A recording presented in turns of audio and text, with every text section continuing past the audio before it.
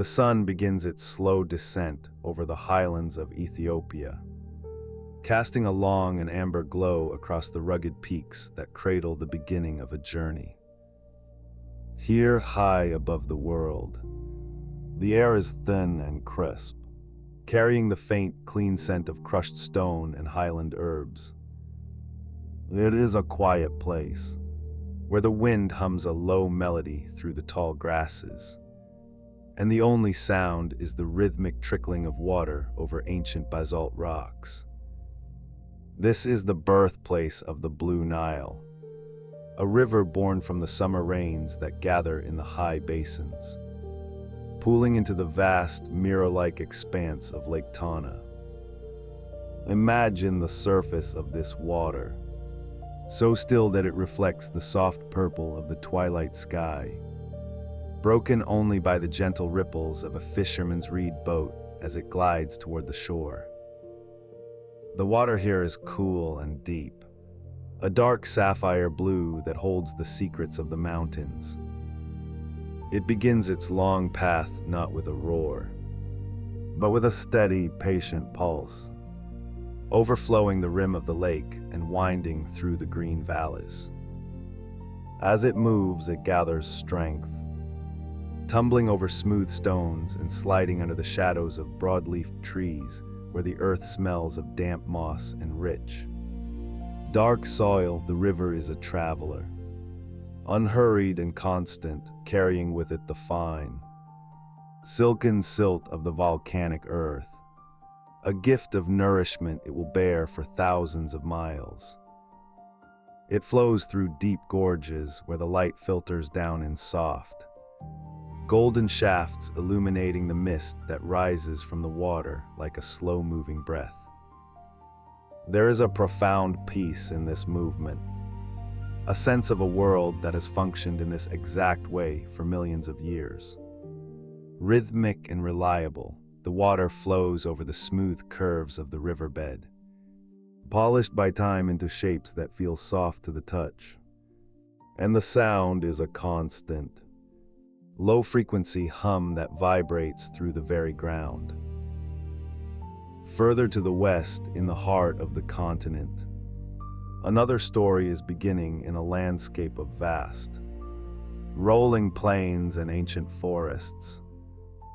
This is the domain of the White Nile, a river of a different character, born from the Great Lakes that sit like jewels upon the equator. Here the air is warm and heavy with the scent of blooming jasmine and the sweet, fermented smell of fallen fruit. The water is a pale, milky turquoise filtered through vast wetlands and slow-moving swamps where the papyrus reeds grow tall and thick, swaying in the breeze with a dry, rustling sound like the turning of old pages. This river moves with a deliberate slowness, meandering in wide, graceful loops through the greenery. It is a world of soft textures, the velvet leaves of water lilies resting on the surface, the spongy ground of the banks, and the fine white mist that hangs over the lagoons at dawn. In these marshes, the water barely seems to move at all. Yet it is always progressing, a quiet force that finds its way through every obstacle.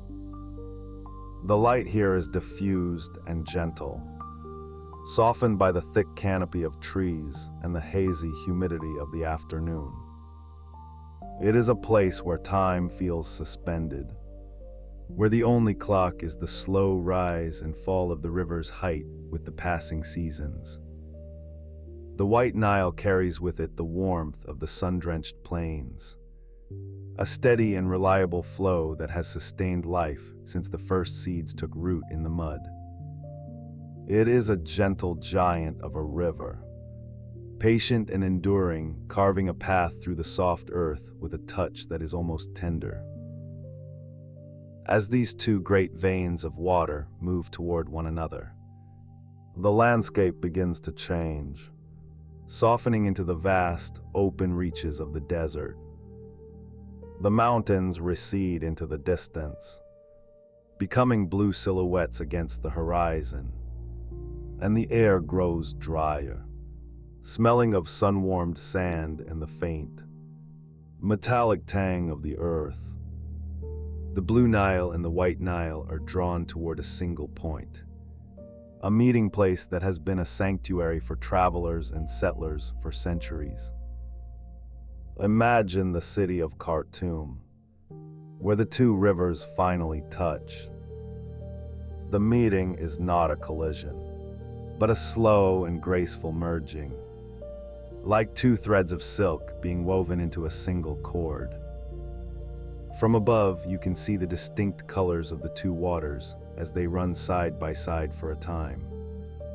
The deep, dark indigo of the blue Nile and the pale, sandy cream of the white Nile. They do not mix immediately.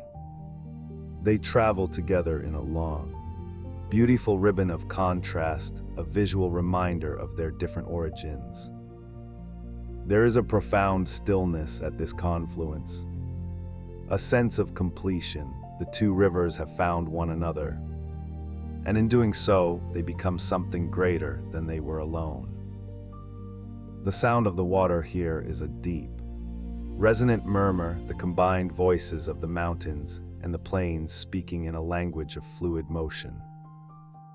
The banks are lined with date palms, their fronds heavy and still in the afternoon heat, casting long, feathered shadows across the water's edge. The smell of the river is more pronounced here, a blend of fresh water, wet clay and the dry, toasted scent of the surrounding desert. It is a place of rest and transition, where the journey takes on a new, unified purpose. Standing on the banks where the rivers join, one can feel the immense weight of the water moving past, a silent power that is both ancient and ever-renewing. The texture of the air is soft, cooled by the proximity of so much moving water, creating a microclimate of comfort amidst the heat. The ripples on the surface catch the light, creating a shimmering mosaic of gold and silver that dances before the eyes, a hypnotic pattern that invites the mind to drift. Everything here is governed by the flow. The birds that nest in the reeds wait for the evening insects, their wings making soft, whirring sounds as they skim the surface. The local people move with a similar unhurried grace, their wooden boats tethered loosely to the shore, bobbing gently with the pulse of the current. There is no urgency in this place, only the steady, inevitable progression of the water toward the north. The confluence is a natural cathedral, a space of quiet majesty where the earth's geometry brings two great forces into a perfect, harmonious alignment as the colors of the two rivers slowly begin to blend, swirling together into a rich, unified green-brown. The Nile truly begins its life as a single entity. It is now the great river, a lifeline that will carry the essence of the African interior through the harshest of terrains. The water feels thicker now, laden with the minerals and life-giving sediments of half a continent. The sun sinks lower, and the heat of the day begins to radiate back from the sand, creating a warmth that wraps around you like a heavy blanket. The sky turns a deep, bruised plum, and the first stars begin to blink into existence, reflected perfectly in the wide, calm breast of the newly joined river.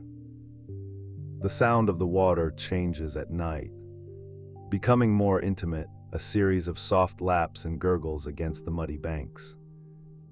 In the distance, the low lowing of cattle and the faint smell of wood smoke from a cooking fire drift across the water, grounding the scene in a timeless domesticity. This is the beginning of the long journey through the desert, But for now, the river is content to simply be.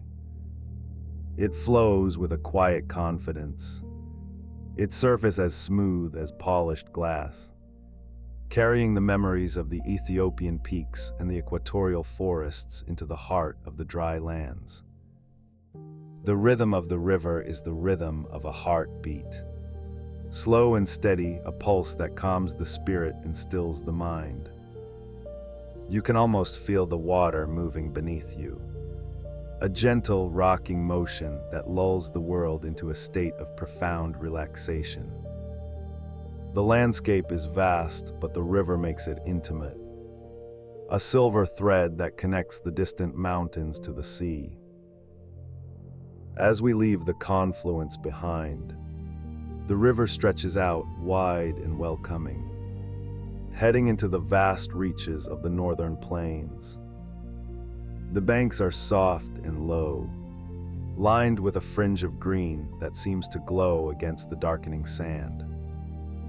The air is perfectly still, the only movement the slow, inexorable slide of the water. The journey ahead is long, but there is no need to rush. The river has all the time in the world, and so do we. The stars above are bright and clear, guiding the way through the silence. Every ripple, every breath of wind, every rustle of the palms is a part of this great, slow symphony. The water is cool now, the heat of the sun a fading memory, and the depths of the river are dark and peaceful.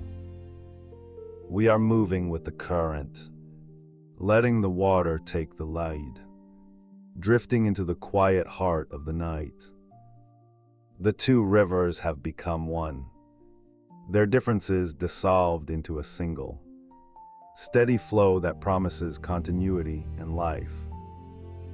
The world is settling down, the sounds of the day replaced by the deep, resonant silence of the river's path. We drift further into the calm, the water carrying us softly, effortlessly toward the horizon where the desert waits in its own magnificent, starlit stillness. The river is a cradle, and the night is a veil, and all is well in the slow, rhythmic world of the Nile. The morning light arrives not with a shout, but as a pale lilac wash over the high, emerald ridges of Central Africa, where the air is thin and cool and smells of crushed ferns and damp earth. Here, in the hidden folds of the mountains, the great river begins as a collection of silver threads, so narrow you could step across them without breaking your stride. These are the secret springs, the quiet beginnings that, for thousands of years, remained a mystery to the world below, tucked away behind walls of mist and thick, velvet forests for the ancients. The source of the Nile was a place of myth, a sanctuary of clouds where the water was born from the very breath of the mountains. And as we follow these trickling streams, we feel the stillness of a place that time has not yet hurried. The water here is crystal and cold, bubbling softly over smooth stones that have been polished by the passage of centuries, making a sound like tiny glass bells ringing in the deep green silence. It is a slow, patient music, the sound of water finding its way home through the moss and the roots of giant trees. Imagine the smell of wet stone and wild jasmine as the mist begins to lift, revealing the vast, shimmering expanse of Lake Victoria. This is the great inland sea that feeds the river, a body of water so wide that the horizon disappears into a soft blue haze, where the sky and the water become one single, peaceful element along the shore. The tall reeds sway in a rhythm that matches the gentle pulse of the waves, and the white herons stand motionless, like statues carved from ivory, watching the light dance upon the surface. For a very long time, people wondered where all this water came from, traveling thousands of miles against the current in search of this quiet cradle. But the river kept its secret well, protected by the vastness of the landscape and the steady, unhurried pace of the seasons. There is a profound comfort in knowing that for eons, this water has gathered here in the high places, filling the great basin of the lake until it overflows, beginning its long, winding journey toward the distant sea. The water leaves the lake at a place of soft thunder, moving over the rocks not with violence, but with a powerful, steady grace, turning into a ribbon of white foam that cools the air and creates tiny rainbows in the spray. This is the Victoria Nile, and as it moves northward, it slows down, spreading out into wide, marshy reaches where the papyrus grows tall and thick. The papyrus stalks are like green wands topped with bursts of fine, thread-like leaves, and they lean together in the breeze, whispering secrets to one another as the water flows beneath their roots. In these quiet wetlands, the world feels soft and muffled, as if the plants themselves are absorbing all the noise of the earth, leaving only the sound of the wind in the grass and the occasional low call of a distant bird. The river here is not a single path, but a labyrinth of gentle channels, a nursery for the tiny fish and the colorful dragonflies that dart through the shafts of golden sunlight. As we drift further, the landscape opens up into the wide, rolling savannas where the grass is the color of honey and the acacia trees spread their branches like flat, leafy umbrellas against the pale sky. The river is the heartbeat of this land, a cool blue vein that brings life to everything it touches. And the animals come down to the banks in the golden hours of the afternoon to drink their fill.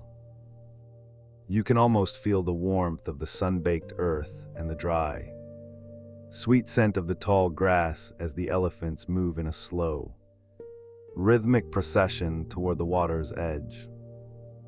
They move with a quiet dignity, their heavy footsteps cushioned by the dust, and when they reach the river, they spray the cool water over their backs, their deep, rumbling sighs blending with the murmur of the flow. There is no urgency here, only the natural cycle of the day, the slow transition from the heat of the afternoon to the soft, lengthening shadows of the evening. In the mid-19th century, travelers from faraway lands came here with their maps and their compasses, seeking to pin down the exact spot where the river began. But the Nile seemed to resist being measured and categorized. They walked through the high forests and paddled through the endless swamps, often losing their way in the beauty of the landscape, finding that the river was not just one thing, but a collection of many lives and many landscapes. They found the Albert Nile, where the water is wide and glassy, reflecting the clouds so perfectly that it feels as though you are floating through the sky itself. The air here is heavy with the scent of wild lilies, and the water moves so slowly that the ripples from a passing boat seem to last forever, spreading out in perfect circles until they touch the distant, reedy banks. It is a place of deep, contemplative quiet where the passage of time is measured not by hours, but by the slow movement of the sun across the heavens. Further north, the river enters the Sud, a vast and drifting world of floating islands and emerald lagoons where the water seems to pause and rest. The name itself means barrier, but it is a soft barrier, made of woven plants and gentle currents that wind through the greenery like silver ribbons. Here, the river forgets its direction for a while, spreading out to nourish a wilderness of water hyacinths and floating ferns that rise and fall with the slow breathing of the flood. The light in the sud is filtered through a haze of moisture, creating a soft, pearlescent glow that makes the green of the plants seem to vibrate with life. It is a world without solid ground, a floating kingdom where the water and the earth are intertwined in a slow, liquid embrace, and the only sound is the soft lap of the current against the stems of the lilies. Imagine the feeling of drifting through this endless green maze, where the horizon is a line of distant trees and the sky is a vast, open dome of softest blue. The heat of the day is tempered by the moisture of the swamp, creating a humid tropical warmth that makes the limbs feel heavy and the mind feel still. There is a sense of being completely removed from the rest of the world, tucked away in a corner of the earth where the modern age has no voice and the ancient rhythms of the water are the only law. The explorers who came here found themselves humbled by the scale of it, by the way the river seemed to swallow the landscape and turn it into a beautiful, watery dream. They realized that the source was not just a single spring or a single lake, but the entire high country, a vast system of clouds and rain and mountains that work together to create this miracle of flowing water. As the river finally finds its way out of the great swamps, it gathers its strength and begins to flow with a new sense of purpose, heading toward the place where the two great branches of the Nile will eventually meet. But for now, we stay with the White Nile, so named for the light-colored clay that it carries from the mountains, giving the water a soft, milky appearance in the bright sun. The riverbanks here are lined with villages where life has remained unchanged for centuries, where the people live in harmony with the rising and falling of the water. You can see the smoke from their cooking fires rising in thin, blue curls into the evening air, smelling of wood and dried grass. And you can hear the faint, melodic sound of children laughing as they play near the shore. The river provides them with everything they need, and in return they treat the water with a quiet reverence, knowing that it is the source of all their blessings. The sun begins to dip lower in the sky, turning the water into a sheet of hammered gold, and the heat of the day starts to fade into a pleasant, cooling breeze. The river seems to broaden, relaxing into its bed as it moves through the flat, open plains of the north, where the trees become fewer and the desert begins to make its presence felt. The transition is gradual and gentle, a softening of the green into the ochre and gold of the sand, and the air becomes drier and clearer, carrying the scent of distant dust and sun-warmed stone. The water remains cool and constant, a steady companion in a changing landscape, carrying the memories of the high mountains and the great lakes into the heart of the wilderness. There is a peace that comes from following a river, a sense of being carried along by something much larger and older than oneself. We think of the many people who stood on these banks thousands of years ago, looking out at the same water and wondering about the same mysteries, finding comfort in the steady, unchanging flow of the current. The river does not hurry. It knows that it will eventually reach the sea, and so it takes its time, winding through the valleys and resting in the lakes, nourishing the land and the people along the way. It is a journey of patience and grace, a long, liquid song that has been playing since the dawn of time. And as we listen to its music, our own worries seem to dissolve into the mist and the spray. The light is now a deep, burning orange, casting long shadows across the water and turning the reeds into silhouettes of fine lace. The birds are returning to their nests, their wings beating softly in the twilight, and the first stars are beginning to blink in the darkening sky. The river reflects the stars, becoming a mirror for the heavens, a silver path that stretches out into the infinite night.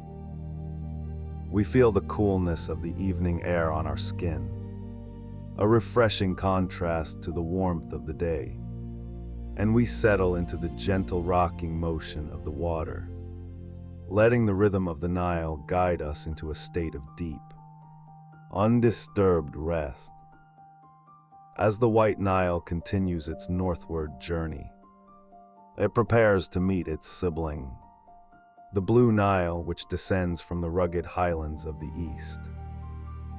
This meeting is not a clash, but a graceful union, two different stories joining together to form a single epic tale, but that meeting is still far off. And for now, we remain in the quiet embrace of the white water, drifting through the stillness of the African night. The sounds of the wilderness are fading, replaced by the deep, rhythmic breathing of the river itself, a sound that is as old as the earth and as steady as the stars.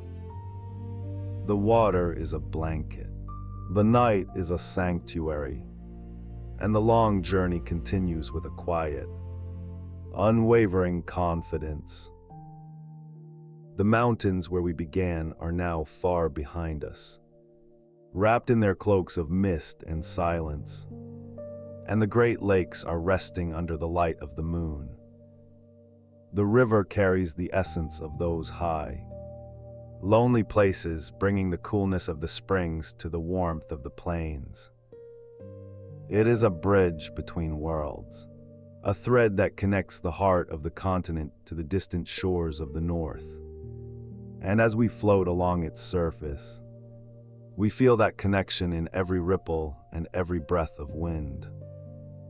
The mystery of the source is no longer a puzzle to be solved, but a truth to be felt, a reminder that all great things have humble beginnings and that the most important journeys are those taken with a quiet heart.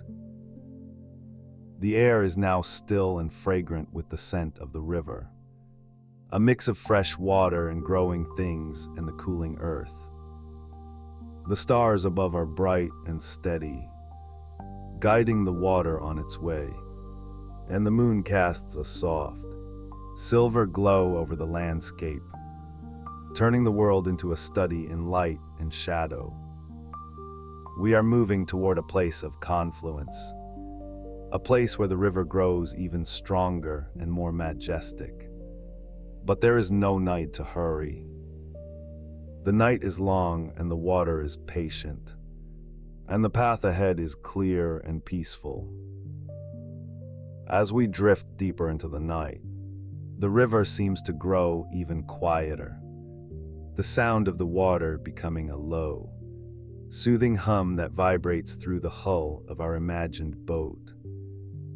The reeds along the bank are still, their long leaves drooping in the absence of the breeze, and the world feels as though it is held in a state of perfect, crystalline balance. We are part of the river now, moving with its current, breathing with its rhythm, and letting go of the world beyond its banks.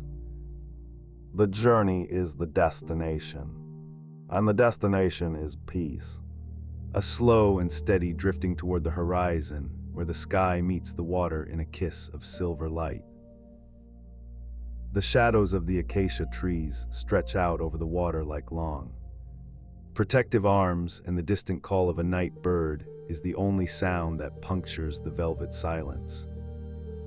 It is a sound of belonging, a reminder that we are not alone in this vast, beautiful landscape, but part of a living, breathing tapestry that has been woven over millions of years. The river is the thread that holds it all together, the lifeblood of the land. And as we follow its course, we are following the very pulse of the earth itself. We lean back and look up at the vast canopy of the sky, where the Milky Way stretches out like a river of light, mirroring the water beneath us. The two rivers, one of stars and one of water, seem to flow in the same direction, carrying us toward a future that is as calm and bright as the present moment. There is a sense of immense space and immense time, a feeling of being small but perfectly placed in the grand design of the universe. The water laps gently against the side, a soft, repetitive sound that lulls us into a deeper state of relaxation, a state where the boundaries between the self and the world begin to soften and fade. The river is wide here, a vast expanse of dark, glimmering silk that catches the moonlight and tosses it back in 1,000 tiny diamonds. We are moving through the heart of the continent, through the ancient lands that have seen the rise and fall of civilizations.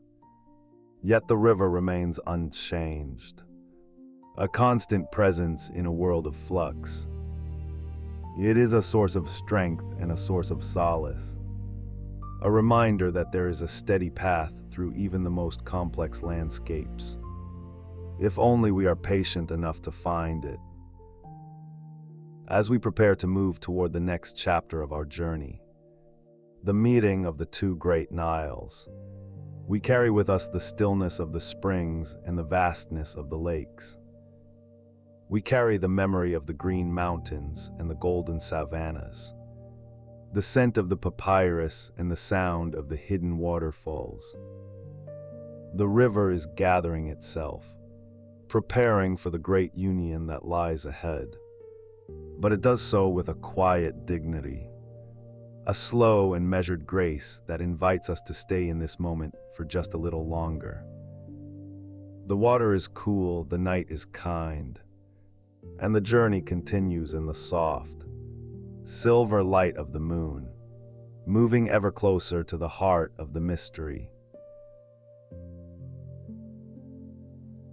The moonlight lingers on the surface of the water like a thin veil of silk, and the river carries us forward with a steady, rhythmic pulse that feels as ancient as the stars above. As the darkness begins to soften into the pale, lavender hues of a desert dawn, the air takes on a crisp, cool quality that brushes against the skin like a fresh linen sheet. We are approaching a place where the character of the river changes, not through haste or anger, but through a grand and beautiful unfolding of the earth's hidden bones. Ahead of us lie the cataracts, those legendary stretches where the Nile encounters the great barriers of dark granite and crystalline stone that have stood for millions of years, turning the wide, smooth ribbon of blue into a labyrinth of emerald islands and singing currents. There is a sound that begins to rise from the horizon, a low, resonant hum that is felt in the chest more than it is heard in the ears. It is the sound of water meeting stone, a gentle, continuous vibration that mimics the sound of a distant wind moving through a forest of tall pines. As the light grows, turning the sky into a palette of soft apricot and dusty rose, the riverbed begins to rise, and the deep silken depths give way to a landscape of scattered jewels. Huge boulders of black basalt and pink granite emerge from the water, polished to a mirror-like sheen by centuries of passing currents. They look like great, sleeping whales resting in the shallows, their rounded backs glistening with the spray of the morning. Imagine the smell of the river here, where the water is tossed into a fine, cool mist that hangs in the air like a shimmering curtain. It smells of wet stone, of crushed mint growing along the banks, and of the deep, clean scent of minerals washed down from the mountains far to the south. The boat slows, guided by the wisdom of the eddies, finding the deep channels that wind between the rocks like silver threads through a tapestry. There is no rush here, only the careful, deliberate movement of a traveler who knows that every stone has a story and every ripple is a conversation between the river and the land. The first cataract is a garden of stone, a place where the Nile breaks into 1,000 small streams, each one finding its own path through the granite maze. The islands here are lush and vibrant, draped in thick carpets of golden halfa grass and shaded by the feathery fronds of down palms. On these islands, the white herons stand like statues, their long necks tucked against their chests, waiting for the sun to warm their wings. The water dances around them, swirling into quiet pools where the surface is as smooth as polished jade, reflecting the pale blue of the morning sky and the dark, the stoic shapes of the rocks. As we move deeper into this landscape, the granite walls rise a little higher, glowing with a warm amber light as the sun finally clears the horizon. The texture of the stone is remarkable, worn into smooth, sensual curves by the relentless, soft touch of the water.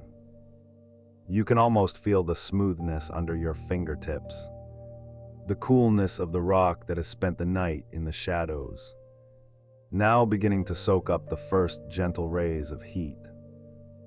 There are no sharp edges here, only the soft geometry of time, the way the river has sculpted the hard earth into a series of flowing, organic forms that mirror the movement of the water itself. The history of this place is written in the stone, not in words but in the marks left by those who came before. On the faces of the larger boulders, one can see the faint, weathered outlines of ancient carvings, left by travelers who paused here to rest and give thanks for the river's bounty. These are not grand monuments of kings, but humble marks of presence, a prayer for a safe journey, a tally of the year's harvest, a simple drawing of a boat with its sails unfurled. They are quiet echoes of human life, softened by the wind and the spray until they are almost a part of the rock itself. Reminders that we are but one of many generations to find peace in this sanctuary of stone. The boat drifts into a wide, quiet basin where the currents converge once more, creating a space of profound stillness. The water here is deep and dark, a cool sapphire blue that seems to hold the weight of the sky. Along the banks, the desert sands spill down in drifts of pale gold, meeting the dark granite at the water's edge in a contrast of textures that is pleasing to the eye. The sand is fine and soft, like powdered silk, and where it meets the river, it turns a rich, toasted brown. The only sound is the occasional splash of a fish jumping in the distance, a small silver arc that breaks the surface and then vanishes, leaving behind a series of expanding rings that fade into the blue. Life in the cataracts moves at a different pace, governed by the rhythm of the rising and falling water.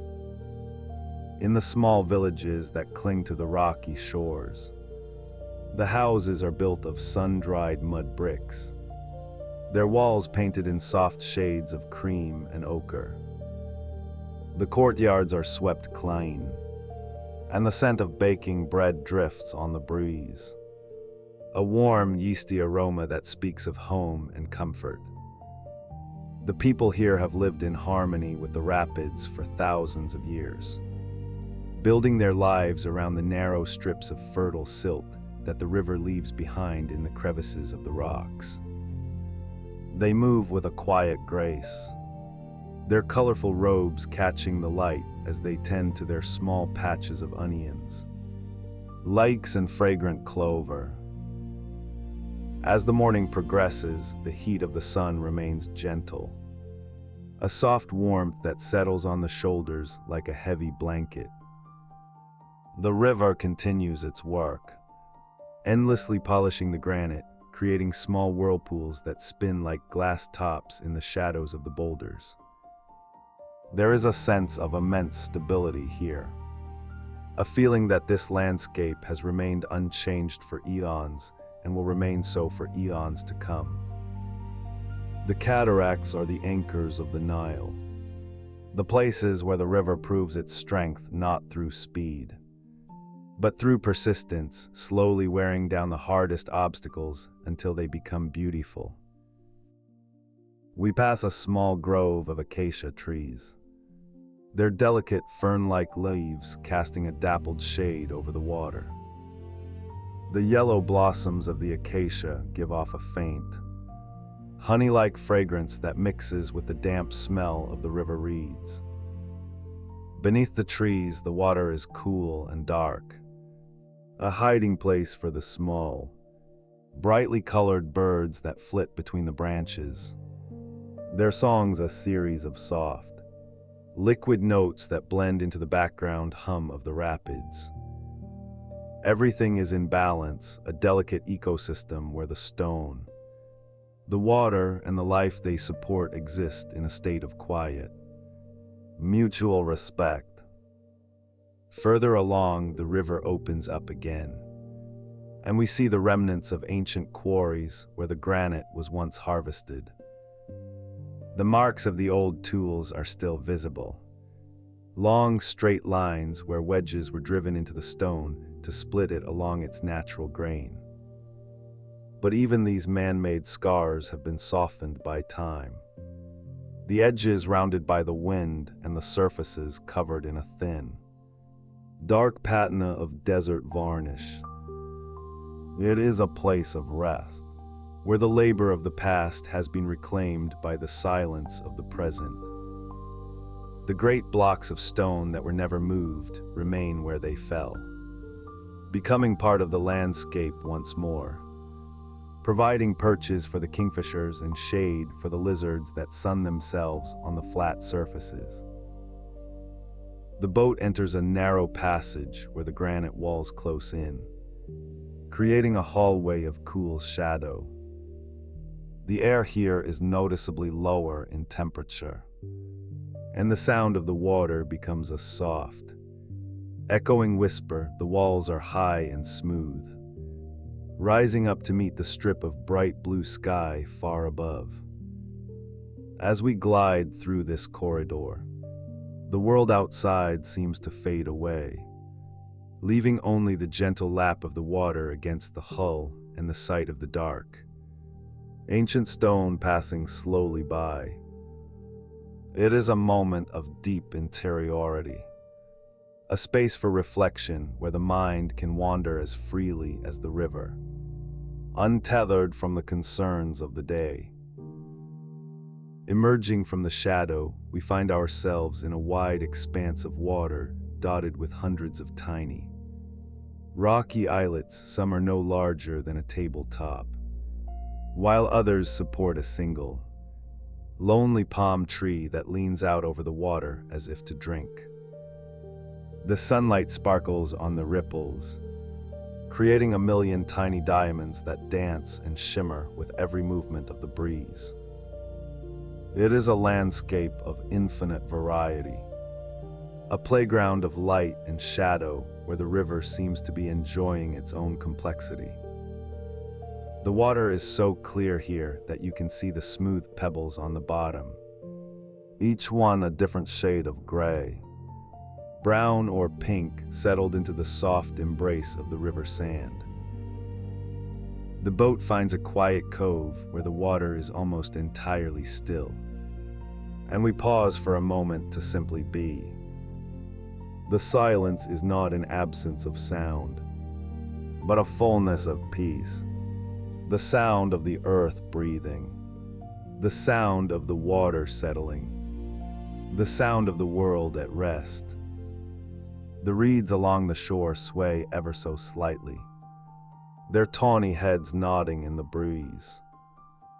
A dragonfly, its wings like bits of spun glass, hovers for a second over the water before darting away into the sunlight.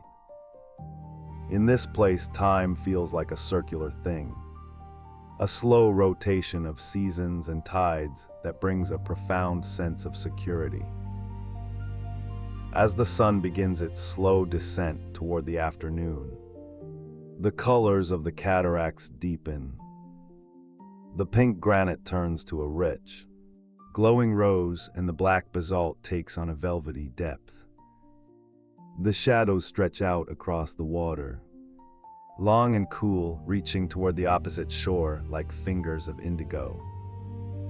The river seems to slow down, the currents becoming lazier and more indulgent, as if the water itself is preparing for the transition into evening. The hum of the rapids softens into a lullaby, a repetitive, soothing sound that invites the eyes to close and the body to relax into the gentle movement of the boat. We are leaving the heart of the stone garden now, moving back toward the wider, flatter reaches of the river valley. The great boulders fall behind us, becoming silhouettes against the brightening sky, their forms blurring into the general shape of the land.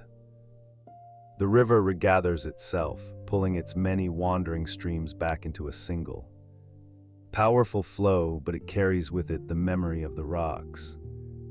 A new clarity, a new freshness gained from its journey through the granite maze. The water is aerated and bright, carrying the energy of the highlands into the quiet plains of the north. The transition is seamless, a gradual softening of the landscape as the rocky hills recede and the green fringe of the riverbank widens once more. The air remains warm and still, filled with the golden light of the declining sun. The journey through the cataracts has been a passage of purification, a place where the river was tested and shaped, and where we, too, have found a sense of renewal in the steady, unchanging presence of the earth's ancient foundations. The water is smooth now, a vast mirror for the changing colors of the sky, reflecting the transition from the golden heat of the day to the cool, violet promise of the evening. Ahead, the horizon is flat and inviting, a long stretch of fertile land where the river will nourish the fields and the forests of the valley. The sound of the rapids has faded to a memory, replaced by the soft, rhythmic creak of the boat and the distant, melodic call of a bird returning to its nest. The world is settling down, the energy of the day folding into itself like a flower closing its petals for the night. There is a profound sense of arrival, even though the journey is far from over, a feeling that we have passed through a sacred gate and are now being welcomed into the quiet embrace of the fertile lands. The water under the hull is deep and silent, moving with a hidden strength that requires no effort. The surface is so calm that the wake of the boat is the only thing that breaks the perfection of the reflection. A long silver V that spreads out until it touches the reeds on either side. The smell of the desert is returning, a dry, warm scent of dust and sun-baked earth. But it is tempered by the coolness of the river, creating a balance that is perfectly suited for rest. The light is turning to amber, casting long, golden paths across the water that seem to lead toward a place of infinite quiet. As we drift further into the widening valley, The memory of the stone stays with us, a grounding presence that reminds us of the strength beneath the surface of all things. The river is a teacher of patience, showing us that even the hardest granite can be shaped by the softest touch, and that there is beauty in every obstacle we encounter. The cataracts were not a barrier, but a transformation, a place where the Nile found its voice and its spirit before continuing its long, steady walk toward the sea. The boat moves with the grace of a dream, guided by the invisible hand of the current, heading toward the gathering shadows of the palms. The day's journey is winding down, the light fading into a soft, monochromatic gray that brings a sense of closure and peace. The air is still, the water is quiet, and the heart of the river beats with a slow, steady rhythm that matches our own. We are moving into a space of deep, restorative silence where the only task is to listen to the whisper of the water and feel the gentle pulse of the earth.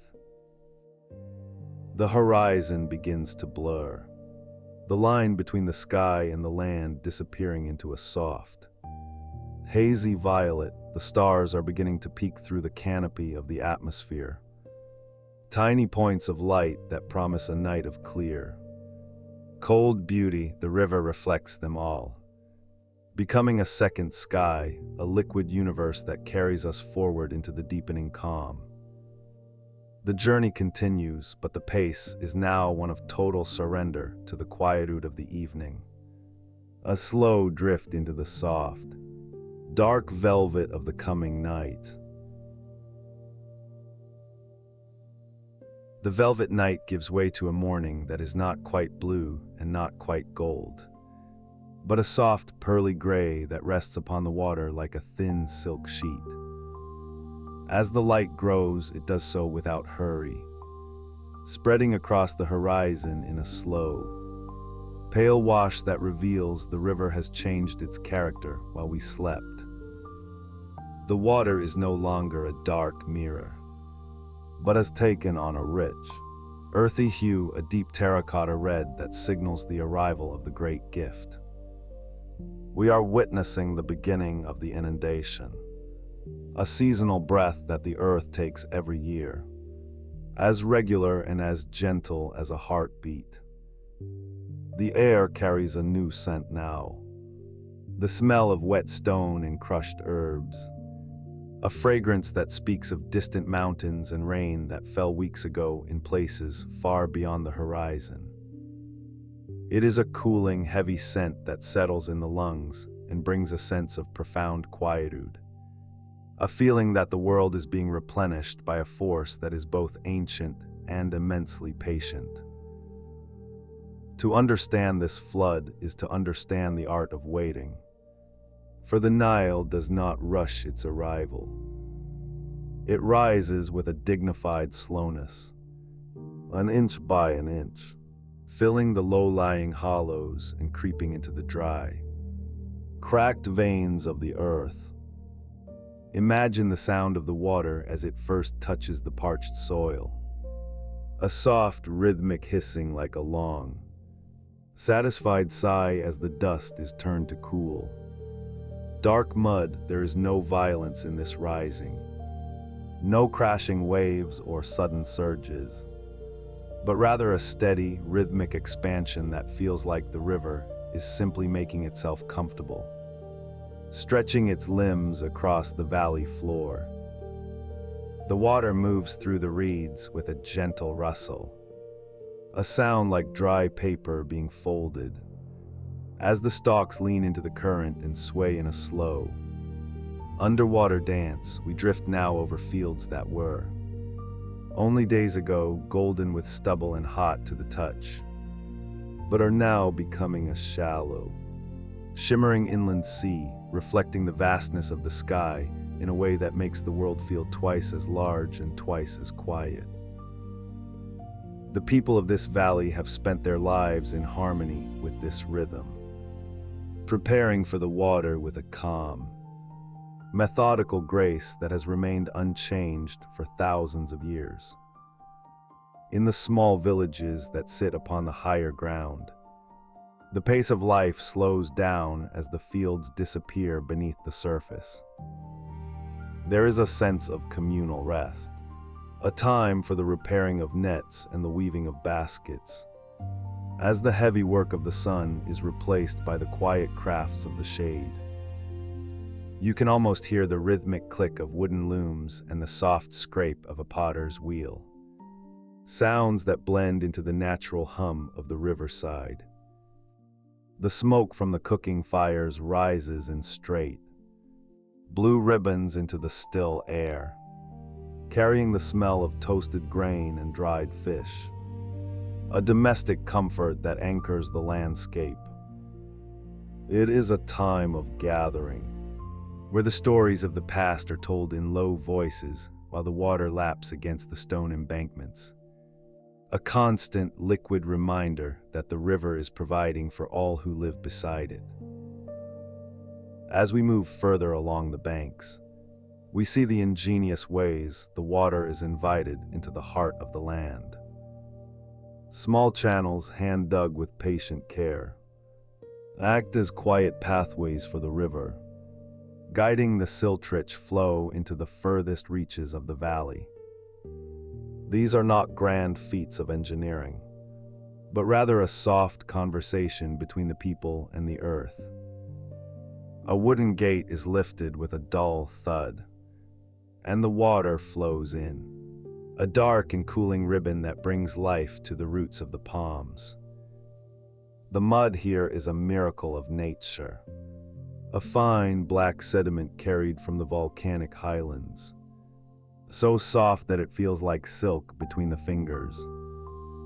It is this silk that built the foundations of a world, a natural fertilizer that requires no effort other than the willingness to receive it. The earth drinks deeply, and as it does, the very air seems to become more vibrant, a lushness returning to the green fronds of the trees and the thickets of papyrus that line the shore. The wildlife, too, moves with the rising tide, finding new rhythms in the flooded landscape. The white ibises stand like statues in the shallows, their long, curved beaks dipping into the water with a slow, mechanical precision. They do not seem to hurry, for the river has brought a bounty of small fish and insects to their very feet. The hippopotamus, heavy and gray like a smooth river stone, sinks beneath the surface with barely a ripple, enjoying the coolness of the deep channels while the sun warms its back. There is a profound sense of safety in this abundance, a feeling that there is enough for every living thing, and that the river's generosity is boundless. The dragonflies with wings like spun glass hover over the new pools, their iridescent bodies catching the light in flashes of blue and green, adding a delicate, flickering beauty to the heavy stillness of the afternoon. We drift past the great granaries, simple buildings of mud brick that stand as silent sentinels to the river's bounty. Inside, the air is cool and smells of dry husks and earth, a quiet sanctuary where the harvest of the previous year is kept safe. There is a deep peace in the knowledge of these stores, a collective sense of security that allows the mind to wander and the body to rest. The architecture of the valley is born of the river itself, the bricks dried in the same sun that warms our skin, made from the very silt that flows beneath our boat. Every home, every wall, and every temple is a piece of the river, shaped by human hands and returned to the landscape in a way that feels entirely natural. The buildings do not shout. They settle into the earth, their soft, rounded edges mimicking the curves of the dunes and the flow of the water. In the late afternoon, the light turns to a deep, honeyed amber casting long shadows that stretch across the flooded plains. The water reflects this warmth, becoming a sheet of liquid gold that seems to glow from within. It is a time of day when the heat of the noon has passed, leaving behind a gentle, lingering warmth that feels like a soft blanket. We can see the silhouettes of the date palms reflected in the still pools, their long fronds perfectly mirrored in the water, creating a forest of light and shadow that stretches out in every direction. The sound of a distant flute carries across the water, a simple, wandering melody that has no beginning and no end. A sound that seems to emerge from the river itself. It is a lonely but comforting sound, a reminder of the human presence in this vast, watery world, a quiet song of gratitude for the day that is slowly drawing to a close. The logistics of the flood are handled with a quiet efficiency that requires no shouting or haste. The markers on the stone walls, the Nilometers, show the height of the rising water, their carved scales worn smooth by centuries of use. The scribes sit in the shade of the porticos, their reed pens moving softly over papyrus scrolls as they record the river's progress. They do not work with anxiety, but with the calm focus of those who know that the cycle is reliable, that the river will do what it has always done. There is a beauty in this order, a sense that the entire society is a well-tuned instrument, vibrating in harmony with the natural world. The taxes, the grain distributions, the planning of the next sowing, all of it flows as steadily as the Nile, a human river of thought and action that mirrors the water's own path. As the sun begins its slow descent, the colors of the landscape deepen into violets and soft indigos.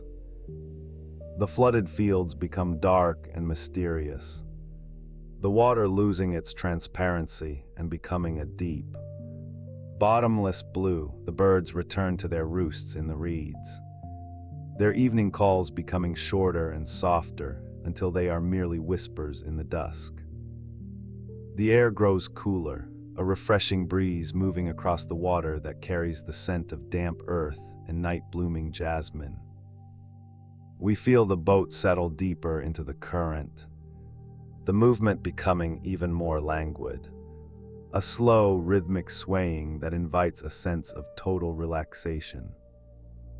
The world is folding in on itself, preparing for the quiet hours of the night, and we are carried along in its embrace, a small part of a much larger, much older story.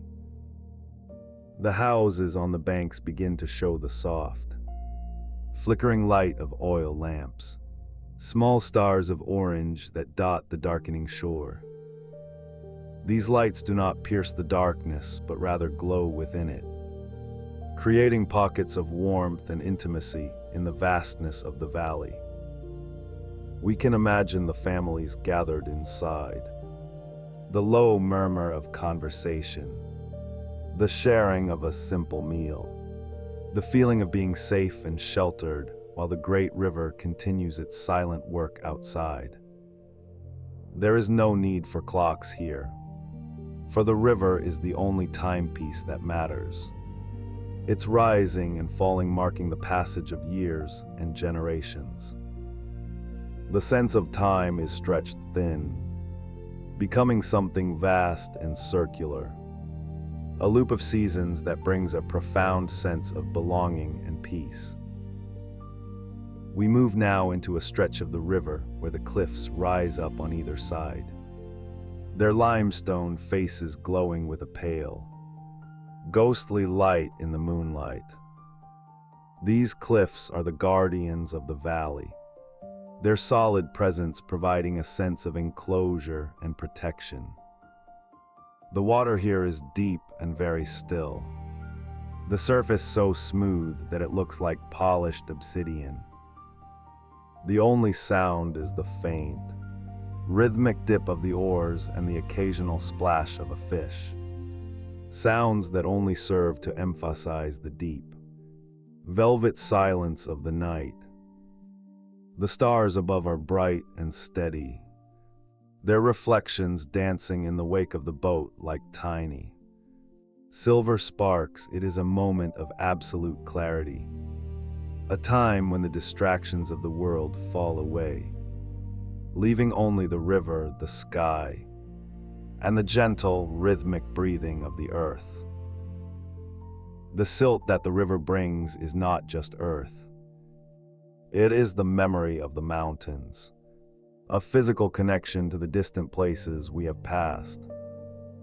As it settles onto the fields, it carries with it the minerals and the energy of the high country, a gift from the clouds to the desert.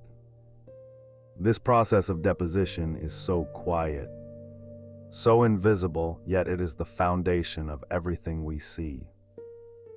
The grand temples, the bustling markets, the quiet gardens, all of them grow out of this dark, fertile mud. It is a reminder that the greatest changes often happen in the quietest ways, through the steady, patient accumulation of small things.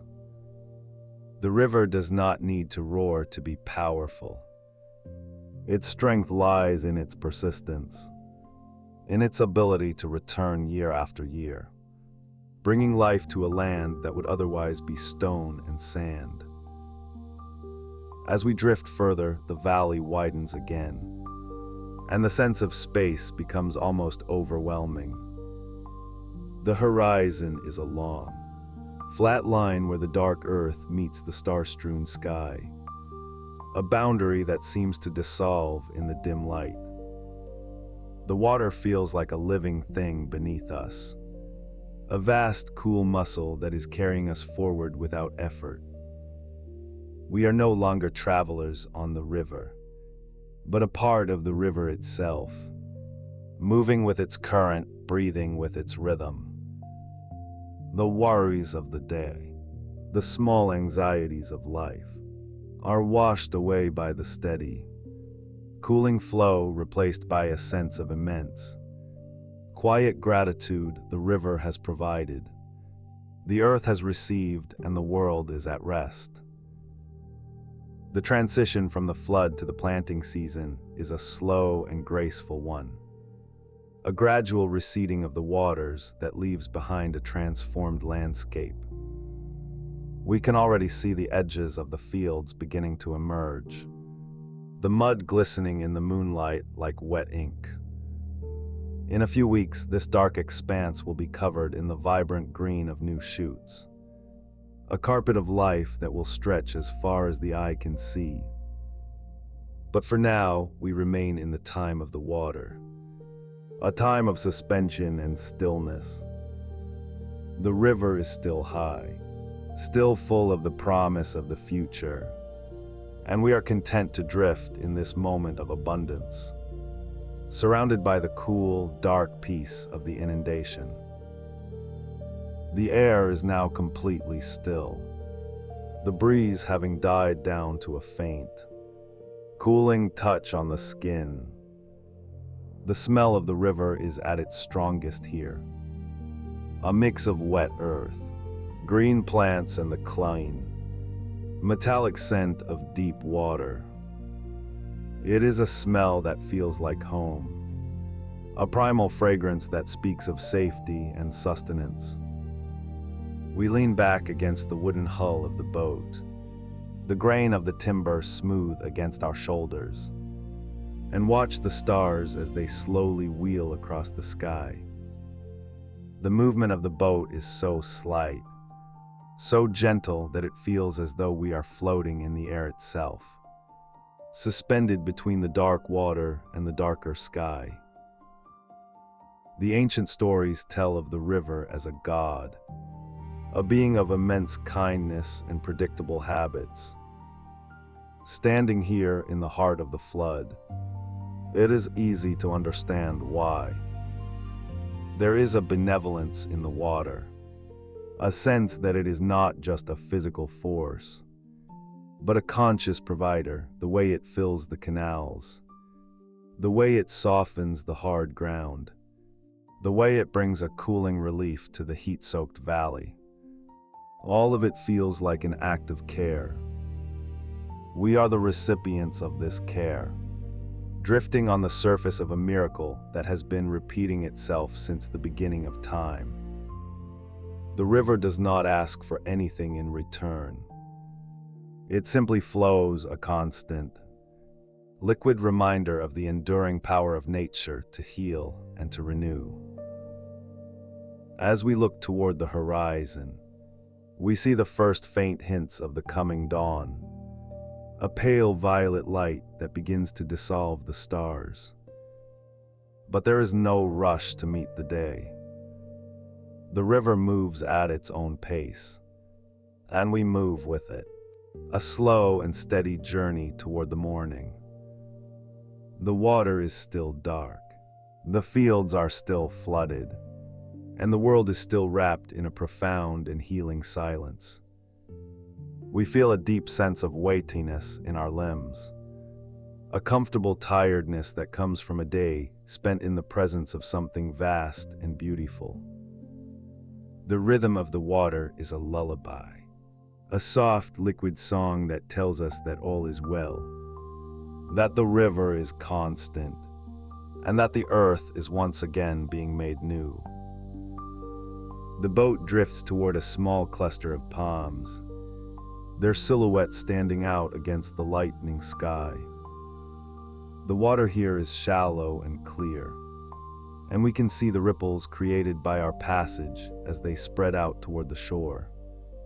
Tiny waves that disappear into the mud with a soft, liquid kiss. The world is waking up, but it is doing so with a gentle, unhurried grace, a slow unfolding of light and sound that feels like a soft caress. We close our eyes for a moment, listening to the heartbeat of the river, a steady rhythmic pulse that anchors us to the earth and to the long, flowing history of this valley. The journey continues, but the pace is now one of total surrender to the quietude of the morning, a slow drift into the soft, pale light of the new day.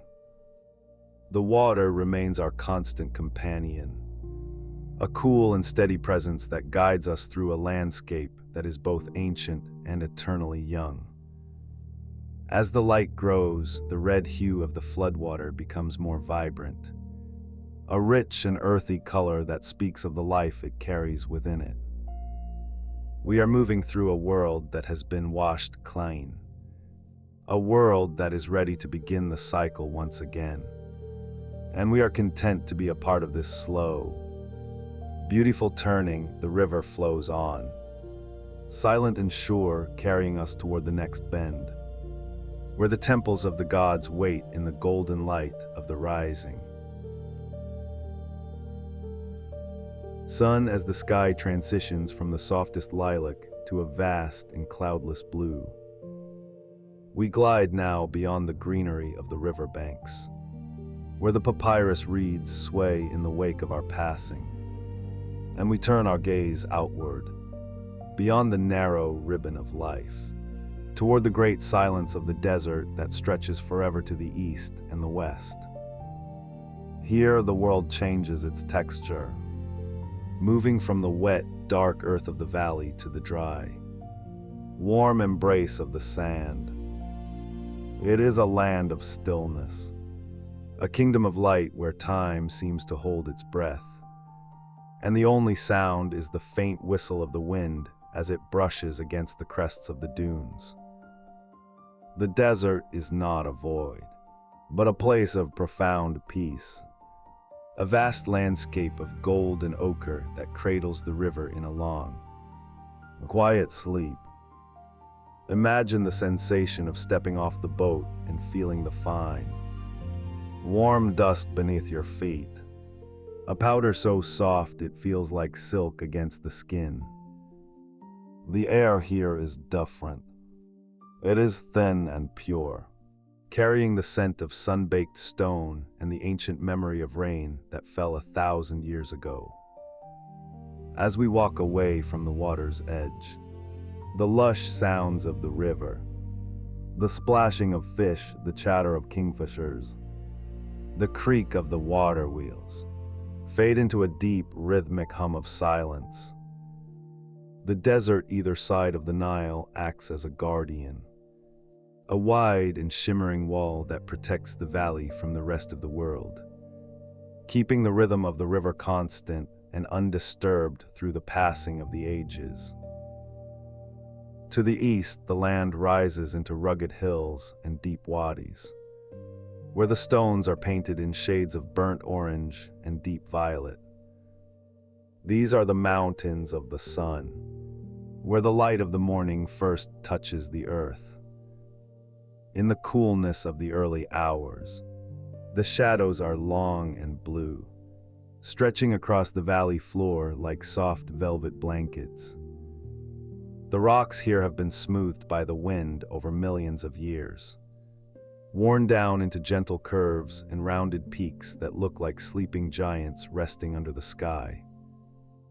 There is a sense of great weight and permanence here, a feeling that these stones have watched the river flow since the beginning of time, never moving, never changing, simply existing in the warmth of the light.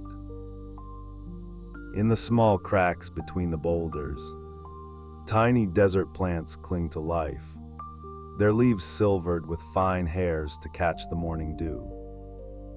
They wait patiently for the rare gift of a rainstorm, their roots reaching deep into the earth to find the hidden moisture that lingers far below the surface. There is no hurry in the desert. Everything moves at the pace of the stars. The lizards bask on the flat rocks, their scales shimmering like jewels in the sun, soaking up the heat until they are warm enough to move with a slow, deliberate grace. The world here is measured not by minutes, but by the slow movement of shadows across the sand, a clock made of light and earth. As we look to the west, the landscape softens into the great sand sea, a place where the dunes roll like waves upon a frozen ocean. The sand here is a pale, creamy yellow, shifting and flowing in the breeze with a sound like a gentle sigh. If you were to sit upon the crest of a dune, you would see the ripples carved by the wind, perfect and symmetrical, stretching out toward the horizon where the earth meets the sky in a hazy, golden blur. The horizon is so wide and so clear that you can see the curvature of the world, a soft arc that reminds us of how small and protected we are within this vast expanse. The heat of the midday sun is not harsh, but rather a heavy, comforting weight, like a warm quilt pulled up to the chin. It encourages a slow pace, a quiet contemplation of the patterns in the sand. Every now and then, a gust of wind picks up a handful of grains, dancing them across the surface in a swirling mist before letting them settle once more in a new arrangement. The desert is always changing, yet it always remains the same, a masterpiece of geometry and light that requires nothing from us but our presence. We can imagine the ancient travelers who crossed these sands, their camels moving with a rhythmic, swaying gait, the bells on their harnesses chiming softly in the still air.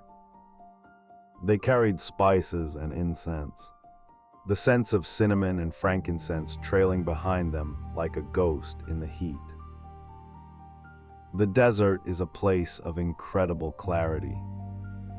Without the trees and the tall grasses of the riverbank, the bones of the earth are laid bare. We see the layers of limestone and sandstone, the history of the planet written in bands of color: cream, rose, charcoal, and gold. These stones were once the floors of ancient cities. And if you look closely, you might find the delicate imprint of a shell or the swirl of a fossilized leaf. A quiet reminder of the water that once covered this land long before the Nile carved its path. The past is not buried here. It sits quietly on the surface, waiting to be noticed by a wandering eye. As the afternoon progresses, the color of the desert begins to deepen. The pale yellows turn to a rich honey, and the shadows in the hollows of the dunes become a soft, dusty plum. The air cools slightly, a gentle relief that brings with it the scent of the river once more, drifting over the sands like a cool breath. We find ourselves drawn back toward the water, but the stillness of the desert stays with us, a calm that settles deep in the chest. The vastness of the space around us makes the world feel simple and uncomplicated. There is only the sky, the sand, and the distant, silver thread of the river. In the ancient times, the people of the Nile saw the desert as a place of mystery and transition. It was the land of the setting sun, a peaceful realm where the soul could find rest after the long journey of life. They built their silent monuments here, not in the mud of the valley where the water might reach them, but up on the high, dry plateaus where the stone would last forever. These structures, the pyramids and the tombs, were designed to blend into the landscape, their shapes mimicking the natural peaks of the mountains and the slopes of the dunes.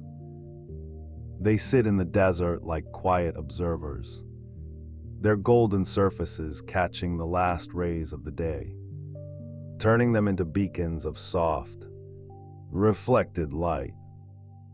Imagine the interior of one of these stone dwellings, where the air is cool and still, smelling of dry earth and old linen. The walls are smooth and cool to the touch, and the silence is so profound that you can hear the beating of your own heart. It is a place designed for dreaming, a sanctuary away from the brightness of the world outside. The desert provides this sanctuary for everyone who enters it, offering a space where the mind can wander without distraction, drifting over the dunes like a bird on the wing. The life that exists here is quiet and understated. A desert fox might trot across the sand, its large ears twitching at the sound of a falling pebble, its fur the exact color of the parched grass. It moves with a light, airy step, leaving behind a trail of delicate prints that the wind will gently erase by morning. The birds of prey circle high above, their wings outstretched and motionless as they ride the rising currents of warm air. They look down upon a world that is perfectly balanced, a harmony of elements that has existed for eons. As we move further from the river, we encounter the oases, small jewels of green hidden in the vastness of the brown. Here, underground springs bubble up to the surface, creating tiny worlds of shade and moisture. Date palms cluster around the water, their heavy clusters of fruit hanging low, sweet and sticky in the warmth. The sound of water trickling into a stone basin is the most beautiful music in the desert, a soft, liquid pulse that sustains the life of the village. The people who live here move with a deliberate slowness, tending to their gardens of mint and onions, their voices low and melodic as they greet one another in the shade of the walls. The oases are like islands in a sea of sand, places of rest and refreshment for the weary. We can imagine sitting by the edge of a spring, trailing our fingers in the cool water while the wind rustles the palm fronds overhead. The contrast between the dry, hot air and the cool, wet moss at the water's edge is a physical delight, a reminder of the preciousness of every drop. Here, the desert feels intimate and kind, a garden tucked away in the folds of the earth. But even the oases are governed by the great cycle of the desert. The sand is always moving, always pressing gently against the edges of the green, a reminder that the desert is the true master of this land. It is a patient master, never demanding, simply waiting.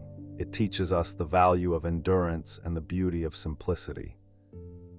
In the desert, you do not need much to be happy. A drink of water, a patch of shade, and the sight of the stars are enough to fill the soul. As the sun begins to dip toward the horizon, the desert undergoes its most spectacular transformation. The entire landscape is set ablaze with a soft, glowing fire. The dunes turn a vibrant, pulsing red, and the shadows become long, dark fingers that reach across the plains. The air turns a deep, translucent blue, and the first stars begin to twinkle in the east, appearing one by one like tiny candles being lit in a vast hall. The transition from day to night is not a sudden event, but a slow, graceful fading, a dimming of the lights that prepares the world for sleep.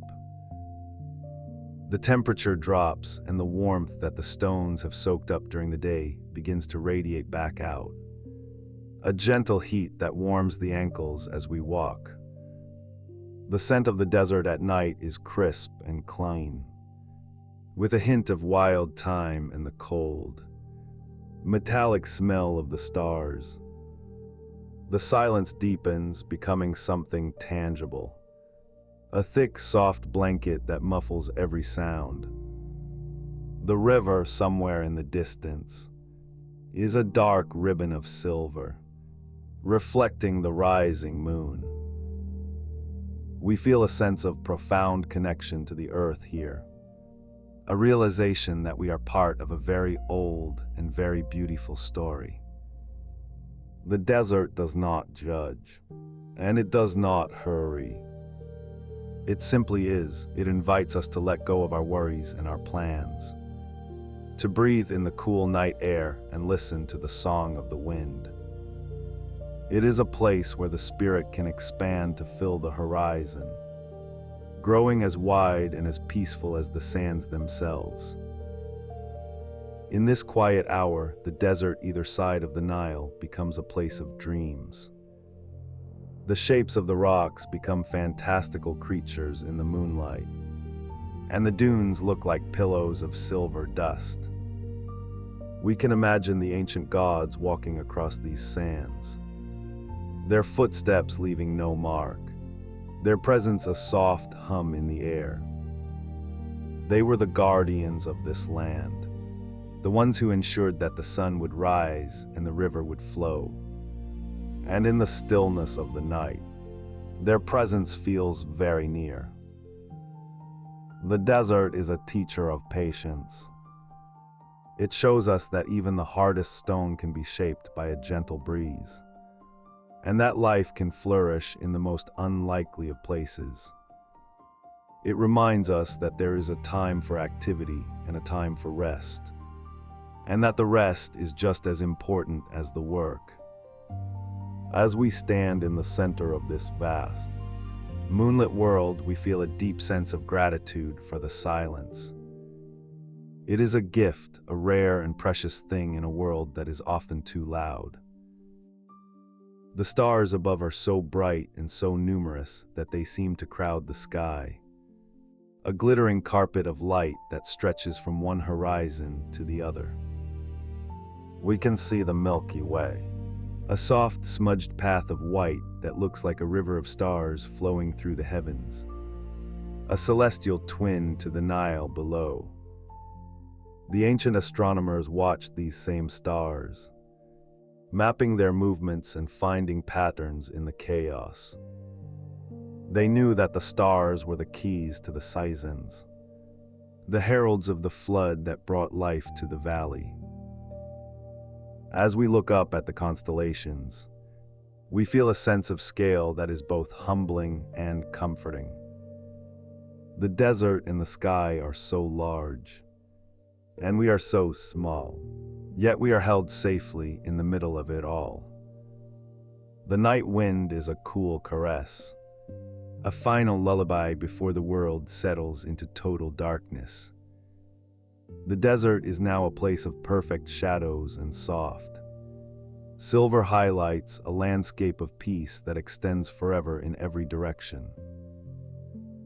We begin to drift back toward the river, our footsteps silent on the cooling sand. The memory of the desert's vastness stays with us, a quiet hum in the back of the mind. We carry the stillness of the dunes and the clarity of the stars back to the water's edge, where the Nile waits to take us further on our journey. The transition from the dry land to the wet is seamless, a gentle shift from one kind of peace to another. The river is darker now, a deep indigo that swallows the light of the moon. The reeds along the bank are silhouettes against the water, their tops nodding in the night breeze. We step back onto the boat, the wood beneath our feet feeling solid and familiar. The gentle lapping of the water against the hull is a soothing rhythm, a heartbeat that matches our own. The desert remains behind us, a golden kingdom sleeping under the stars, its work of guarding the valley done for another day. As we settle back into the slow flow of the current, the air becomes heavier with the scent of damp earth and blooming jasmine. The coolness of the river rises up to meet us, a refreshing mist that settles on the skin. We are moving away from the wide, open spaces and back into the intimate embrace of the riverbank, where the trees lean over the water and the life of the valley continues its quiet, nocturnal pulse. The journey continues, but the desert has changed us. It has given us a piece of its silence, a fragment of its eternal calm. We feel more grounded, more centered, as if the weight of the sands has pressed away all of our restlessness. The world is soft and dark, and the river is a steady, reliable guide leading us through the night with a sure and gentle hand. Ahead, the river begins to narrow slightly, the banks drawing closer as if to offer a warm embrace. The light of the moon catches the tops of a distant cluster of palms, turning them into silver feathers against the black sky. We are entering a stretch of the river where the history of the land is etched into every cliffside and carved into every stone. A place where the voices of the past whisper in the rustle of the leaves. The water here is deep and calm, a mirror for the stars. We glide forward, the only sound the soft wake of the boat as it cuts through the stillness.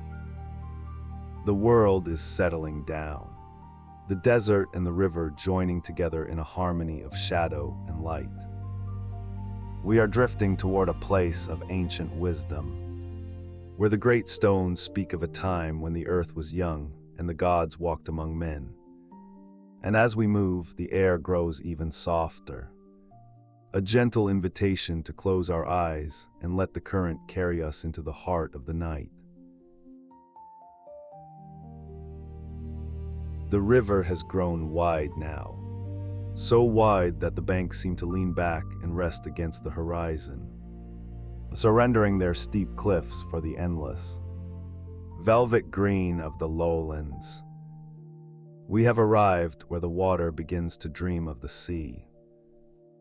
Here the single, steady pulse of the great river softens and divides, branching out like the veins of a fallen leaf or the gentle reach of fingers stretching across a soft bed.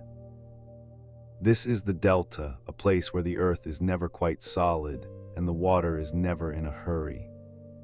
A vast and quiet kingdom of silt and reeds where the air smells of wet clay and the sweet, heavy scent of blooming clover. As we drift into this emerald expanse, the sound of the water changes. It is no longer a directed flow, but a rhythmic lapping against 1,000 miles of muddy shoreline. The current slows until it is barely a heartbeat, a slow and patient movement that mirrors the closing of one's eyes at the end of a long day. The light here is different too. It is filtered through a fine, golden haze that rises from the damp earth, a mist that softens the edges of the world until the sky and the water are the same shade of pale.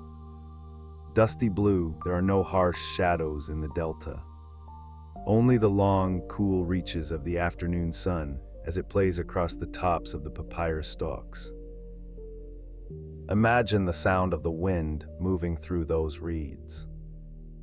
It is a dry, whispering sound, like the turning of old pages in a quiet room. The papyrus grows tall here, its feathery heads nodding in a slow, synchronized dance, brushing against one another with a soft hiss that masks the world beyond. For thousands of years, these stalks have stood watch over the silt, their roots buried deep in the cool, dark mud that the river has carried from the heart of the continent just to lay it down here, gently at the journey's end. This mud is the color of dark chocolate and feels as smooth as silk between the fingers, a rich and ancient gift that has built this land inch by quiet inch. Life in the delta moves at the pace of a slow-turning water wheel. You can hear them in the distance, the wooden sakyas groaning with a rhythmic, low-pitched creak that has not changed since the time of the pharaohs. It is a comforting sound, a steady loop of wood against wood, accompanied by the splashing of water as it is lifted from the canal and poured into the waiting earth. The water flows through small, hand-dug channels, trickling over the soil with a sound like silver coins falling onto velvet. It finds its way to the roots of the cotton plants, the emerald blades of rice, and the broad, shady leaves of the fig trees, bringing with it the coolness of the mountains far to the south. The farmers here move with a quiet deliberation, their feet bare against the damp soil, their shadows long and thin across the fields. There is no urgency in their work, only the steady repetition of seasons that have followed one another for an eternity. They plant by the rising of the stars and harvest when the air turns crisp and the sun loses its bite. In the late afternoon, you might see a small fire of dried stalks burning at the edge of a field, sending up a thin, straight plume of white smoke that smells of toasted grain and earth. It is a scent that settles deep in the chest, warm and grounding, a reminder of home and the simple comfort of a day's work nearing its end. As the boat glides deeper into the maze of waterways, the channels narrow and the world feels more intimate, as if the river is sharing a secret. The banks are lined with willow trees that dip their long, slender branches into the water, creating ripples that spread out in perfect, lazy circles. White egrets stand motionless in the shallows, their feathers bright against the deep green of the reeds.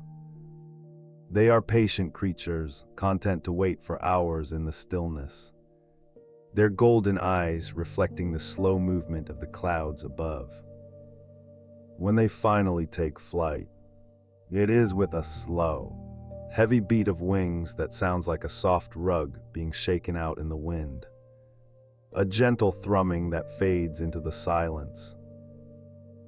The villages we pass are built of the very earth they stand upon. The mud brick walls are thick and cool, painted in shades of cream and ochre that glow in the fading light. Over the doorways, bundles of dried herbs hang, releasing a faint, peppery aroma into the evening air. There are no paved roads here, only paths of packed earth that wind between the houses, worn smooth by generations of wandering footsteps.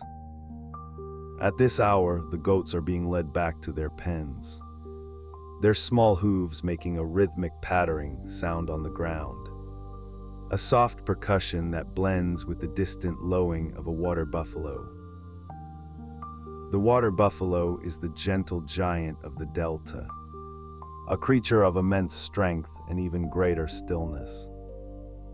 You see them submerged in the canals, only their dark, curved horns and wet noses visible above the surface. They breathe slowly, their breath creating small puffs of mist in the cooling air. Their eyes half closed in a state of perfect contentment. They are at home in the water, their heavy bodies supported by the river's embrace, a living testament to the peace that comes from simply being still. As evening begins to settle over the landscape, the colors of the delta deepen. The vibrant greens turn to shades of moss and forest, and the water takes on a silvery sheen, reflecting the first few stars that blink into existence in the overhead vault. The air grows cooler now, carrying the damp, sweet breath of the Mediterranean, which lies just beyond the horizon. It is a refreshing chill, one that invites you to pull a blanket closer and listen to the symphony of the night.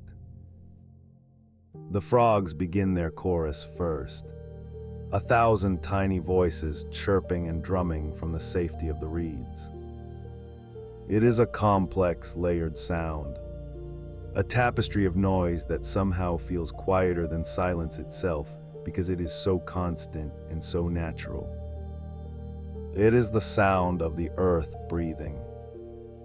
Occasionally, a fish will jump, breaking the glassy surface of the canal with a soft plop, sending out a ring of light that catches the moon before vanishing back into the dark. We pass a small wooden skiff, a felucca with its sail furled, tied to a gnarled old sycamore tree. The boat sways almost imperceptibly in the wake of our passage, a gentle rocking that seems to beckon the spirit toward sleep. On the shore, a lamp is lit inside a house, a small orange glow that flickers behind a window, casting a warm path across the water. It is a sign of rest, of families gathering around a communal bowl, of the quiet murmurs of conversation that precede the turning out of the light. The delta is a place of endings that are also beginnings. Every drop of water that has traveled thousands of miles, through deserts and over cataracts, finally finds its rest here, spreading out to nourish the soil before it meets the sea. There is a profound sense of completion in this landscape, a feeling that everything has arrived exactly where it was meant to be. The river does not disappear. It simply expands, becoming part of something larger, a vast and quiet union with the tides. The smell of the sea is stronger now, a briny, clean scent that cuts through the sweetness of the fields. It tells us that the journey is nearly done, that the long, winding path of the Nile is reaching its final, peaceful resolution. The land is becoming flatter, the horizon wider until there is nothing but the vast, dark expanse of the deltaic plain under a canopy of infinite stars. The stars here seem lower, brighter as if they are resting their weight on the soft pillow of the mist. The movement of the boat is now a rhythmic cradle, a slow side-to-side sway that lulls the senses. The water beneath the hull makes a soft, bubbling sound, a gentle shushing that tells the mind it is time to let go of the day's thoughts. The reeds have thinned, replaced by wide, open lagoons where the water is as still as a mirror. In these lagoons, the moon's reflection is unbroken, a long white ribbon of light that stretches out toward the edge of the world. We are drifting now, no longer propelled by the current, but carried by the sheer weight of the river's history. The silence of the delta is not empty. It is full of the echoes of the water's long travel, the stories of the mountains and the plains, all gathered here in the quiet dark. It is a heavy, comfortable silence, like the weight of a thick quilt on a winter night. The air is perfectly still, the wind having died down to a faint, cool sigh that brushes against the cheek like a soft fabric. In the distance, the lighthouse at the river's mouth sends out a slow, sweeping beam of light. It is not a warning, but a steady, rhythmic pulse, a heartbeat in the dark that marks the boundary between the river and the sea. Each time the light passes over the water, it reveals the gentle ripples and the dark, sleeping shapes of the islands, before returning the world to the velvety embrace of the night. It is a reminder that the world is being watched over, that there is a rhythm and a reason to the passing of the hours. As we move closer to the salt air, the river becomes even calmer, if such a thing is possible. The water is deep and dark, a liquid silk that holds the warmth of the day long after the sun has vanished. The banks have receded so far that they are merely a suggestion of shadow, a low line of trees and houses that have tucked themselves in for the night. The only sound is the water itself, a faint rhythmic lapping that sounds like the slow, steady breathing of a giant at rest. The journey through the delta is a transition from the known to the infinite. It is the moment between waking and dreaming, where the edges of reality begin to blur and the mind finds its way into the quiet places of the soul. There is no more work to be done, no more distance to be measured. There is only the presence of the water, the coolness of the air, and the vast starry sky that stretches out forever. The boat seems to slow even further, as if it too is reluctant to break the stillness of the lagoon.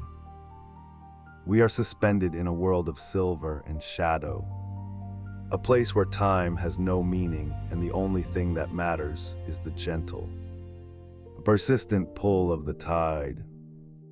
The smell of the earth is fading, replaced entirely by the fresh, cold scent of the deep sea, a clean slate that promises rest and renewal. Imagine the feeling of the boat coming to a soft rest against a bank of fine white sand. There is no jar, no sudden stop, only a gradual ceasing of motion as the hull settles into the soft embrace of the shore. The water continues to lap against the wood, a comforting, repetitive sound that signals the end of the day's travel. The world is quiet, the stars are bright, and the river has finally found its way home. The darkness here is kind. It is a soft, enveloping blanket that hides nothing and protects everything. In the distance, the sound of the waves on the coast is a low, continuous rumble, a bass note that anchors the melody of the river's end. It is a sound that has been heard for eons, a constant in a changing world, a steady reminder that the earth continues its slow, beautiful rotation. We stay here for a while, balanced on the edge of the great sea, feeling the last remnants of the river's warmth as it mingles with the cool salt water. The air is heavy with the moisture of the delta, a humid, fragrant mist that settles on the skin like a cool cloth. Everything is soft, everything is slow. The reeds have stopped their whispering, and the birds have tucked their heads beneath their wings, finding their own peace in the heart of the marshland. The light from the lighthouse continues its steady, rhythmic sweep, a golden finger that touches the world and then lets it go. With each pass, the darkness feels a little deeper, a little more inviting. The mind begins to follow the rhythm of that light, moving from thought to stillness, from awareness to the soft, gray edges of sleep. The river has done its work. It has carried us safely through the heat of the day and the shadows of the evening. And now it leaves us here, at the threshold of the great, quiet sea. The water buffalo in the distant fields have long since closed their eyes, their heavy heads resting on the cool earth. The farmers are asleep in their mud brick homes, dreaming of the harvest and the steady turn of the seasons. The sakyas are silent, their wooden gears resting until the sun returns to wake them. Even the wind has found a place to hide among the dunes, leaving the delta in a state of perfect, crystalline stillness. As the night deepens, the boundary between the river and the sky vanishes completely. We are floating in a sea of stars, a vast and silent universe where every light is a promise of peace. The gentle rocking of the boat is the only movement in a world that has finally come to rest. It is a movement that is echoed in the slow rise and fall of the chest, a physical manifestation of the peace that has settled over the landscape. The journey through the green heart of the delta is a journey toward the center of oneself. It is a reminder that there is beauty in the slowing down, in the merging of one thing into another, and in the quiet conclusion of a long and winding path. The silt and the water, the reeds and the stars, they all speak of a world that is ancient, steady and infinitely patient. We are ready now to leave the river behind and look toward the horizon, where the sea waits with its own stories and its own deep, rhythmic peace. The air is cold and clean. The stars are steady and the night is a vast, open room where we are free to simply be. The river has become a memory, a soft flowing thread that connects the mountains to the sea, and we are the witnesses to its final, quiet breath. As we drift further toward the open water, the sounds of the land fade into a single, distant hum, a vibration of life that is so faint it is almost indistinguishable from the silence. The boat moves with a new grace, caught in the long, slow swell of the Mediterranean, a movement that is even more rhythmic and even more soothing than the river's flow. It is the pulse of the ocean, the great, deep breath of the world, and it calls us toward a sleep that is as deep and as vast as the sea itself. The stars seem to dip lower, their light softening as it passes through the thick, salt air. They are like small, steady candles in a grand cathedral, marking the way toward a quiet and dreamless rest. There is nothing left to see, Nothing left to do but to let the rhythm of the waves take over, to let the cool air fill the lungs, and to let the mind drift out beyond the last reach of the land, into the infinite, peaceful dark. The soft light of the early morning begins to filter through the mist, turning the surface of the river into a sheet of hammered silver. As the first pale glow touches the water, the world remains hushed, suspended in that quiet moment before the day truly begins. The air is cool and carries with it the damp, sweet scent of wet earth and the faint, green perfume of papyrus reeds swaying in the shallows. Along the banks, the tall grasses lean over the water's edge, their feathery tops heavy with dew, dipping occasionally into the current with a gentle, rhythmic splash. There is a profound sense of stillness here, a feeling that time itself has slowed down to match the steady, patient flow of the Nile as it winds its way through the heart of the land. As the sun climbs a little higher, casting long, golden shadows across the silt, the life along the banks begins to stir with a quiet, unhurried energy. You can hear the soft rustle of palm fronds as a light breeze moves through the groves, a sound like falling water or the turning of ancient pages.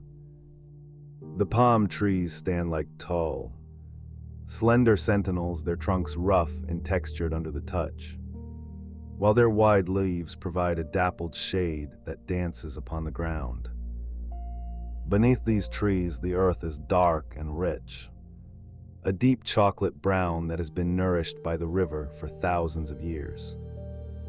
It feels cool and soft underfoot, a velvet carpet that holds the memory of the water within its grains. In the small villages that dot the riverside, the morning routine unfolds with a gentle familiarity.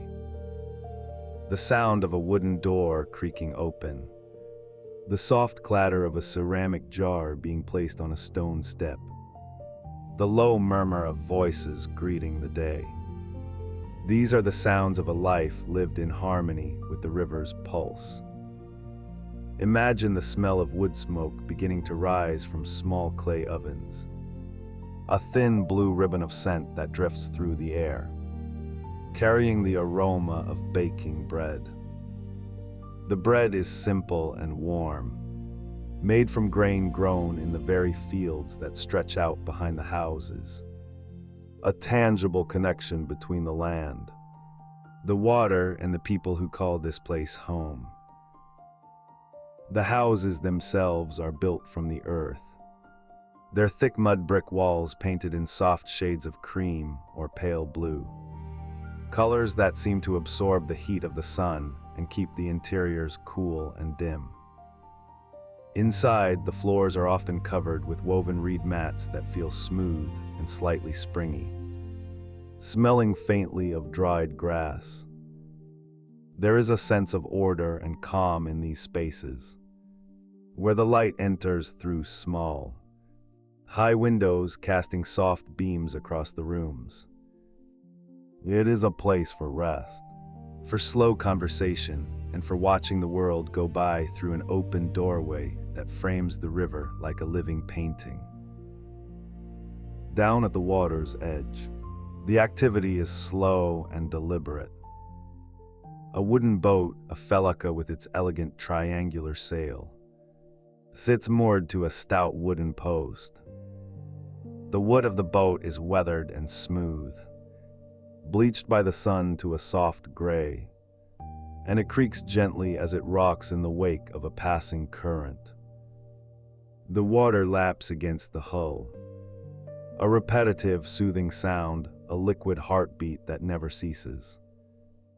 Nearby, a group of people might be gathering to wash linens, the fabric swirling in the water like pale clouds before being spread out on the smooth river stones to dry. The sun warms the cloth, releasing the scent of clean water and the faint, herbal aroma of the soap berries used for cleaning. Further along the bank, the fields stretch out in a patchwork of vibrant greens and golden yellows. The irrigation channels, narrow ribbons of water diverted from the main river, gurgle softly as they carry life to the roots of the crops. The sound is a delicate, musical trickling, a constant reminder of the river's generosity. Here the farmers move with a steady, practiced rhythm, their movements unhurried as they tend to the onions, the leeks and the tall stalks of sugar cane. The air is thick with the smell of growing things, a mixture of damp soil, sweet nectar and the sharp, clean scent of crushed mint that grows wild along the edges of the paths. The animals, too, share in this peaceful existence. A water buffalo stands knee-deep in the shallows, its dark, heavy body glistening in the light. It moves slowly, its large, liquid eyes watching the river with a kind of stoic patience. The only sound it makes is the occasional wet huff of its breath or the splash of its tail swatting at a fly. Nearby, a white egret perches on a low-hanging branch, its feathers bright against the deep green of the foliage.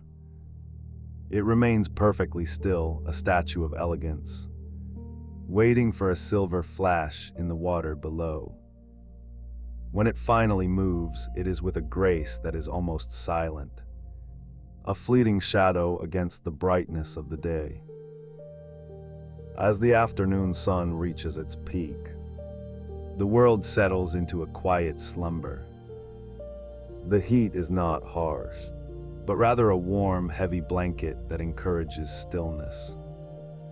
The shadows of the palms grow shorter, huddling close to the base of the trees, and the birds seek refuge in the thickets, their songs becoming sparse and sleepy. This is the hour of the siesta, a time when the villages grow quiet and the only movement is the shimmering heat haze rising from the distant desert hills. The river continues its journey, indifferent to the heat, its surface now a deep, cooling blue that reflects the vastness of the sky. In this quietude, you can appreciate the intricate textures of the riverbank. The way the mud cracks into beautiful, geometric patterns as it dries in the sun, each piece curled at the edges like a tiny bowl. The way the river stones, worn smooth by eons of tumbling, feel cool and solid in the hand, their surfaces mottled with flecks of quartz and flint. There are small wildflowers, too, tucked away in the crevices, tiny blossoms of purple and yellow that nod their heads in the faint breeze, adding a delicate splash of color to the earthy tones of the landscape. The life here is not measured by the ticking of a clock, but by the slow movement of the sun and the seasonal rise and fall of the water. There is a profound security in this cycle, a knowledge that the river will always be there, providing, sustaining, and guiding. The people who live along these banks understand the language of the water. They know the way the light changes before a rain, the way the wind carries the scent of the sea from far to the north, and the way the stars reflect in the dark pools at night. It is a life of deep connection, where every breath is in sync with the natural world. As the sun begins its slow descent toward the horizon, the colors of the landscape soften once more. The brilliant greens of the fields turn to a deep emerald, and the river takes on a hue of liquid copper.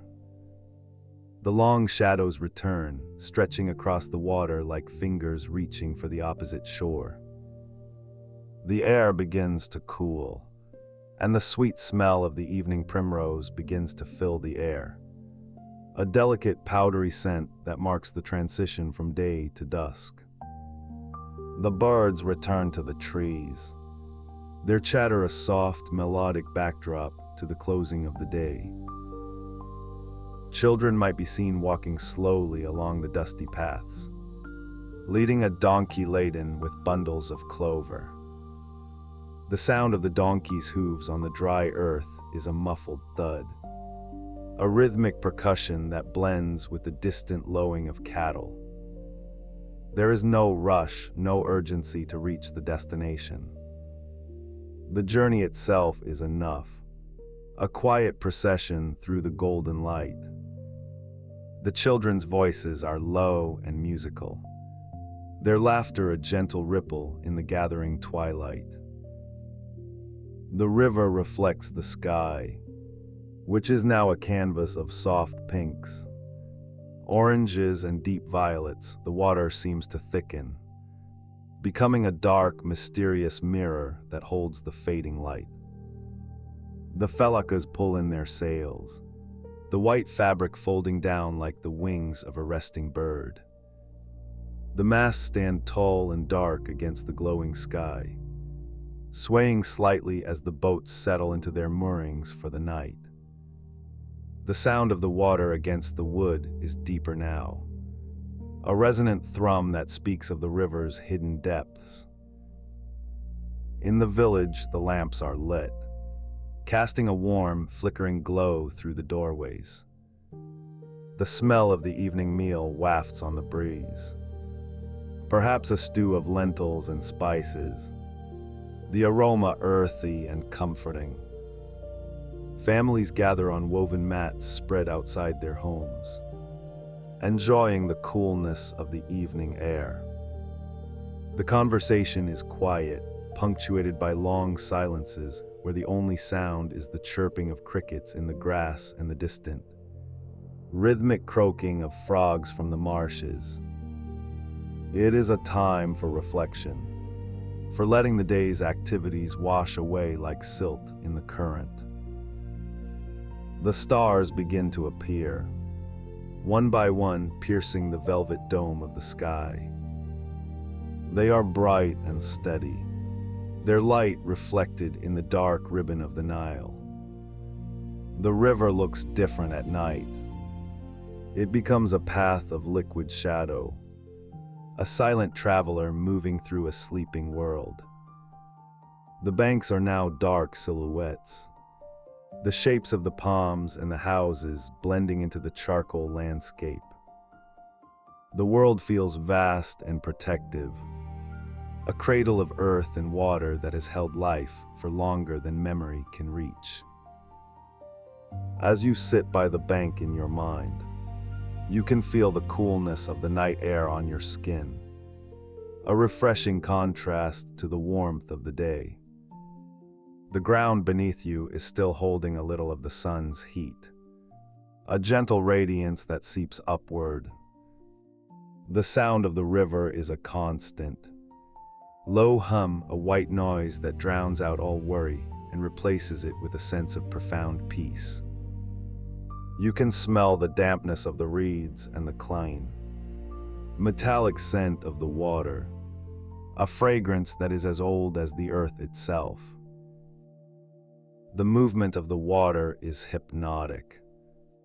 If you watch a single leaf floating on the surface, you can see it spin slowly, caught in a tiny eddy, before being drawn back into the main current and carried away into the dark.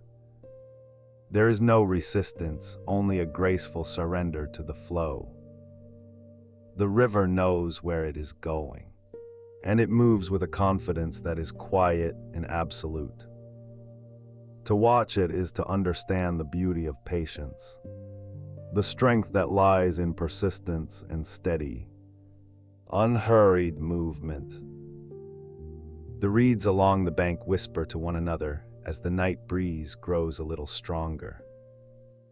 It is a dry, papery sound, a secret language shared between the plants and the wind.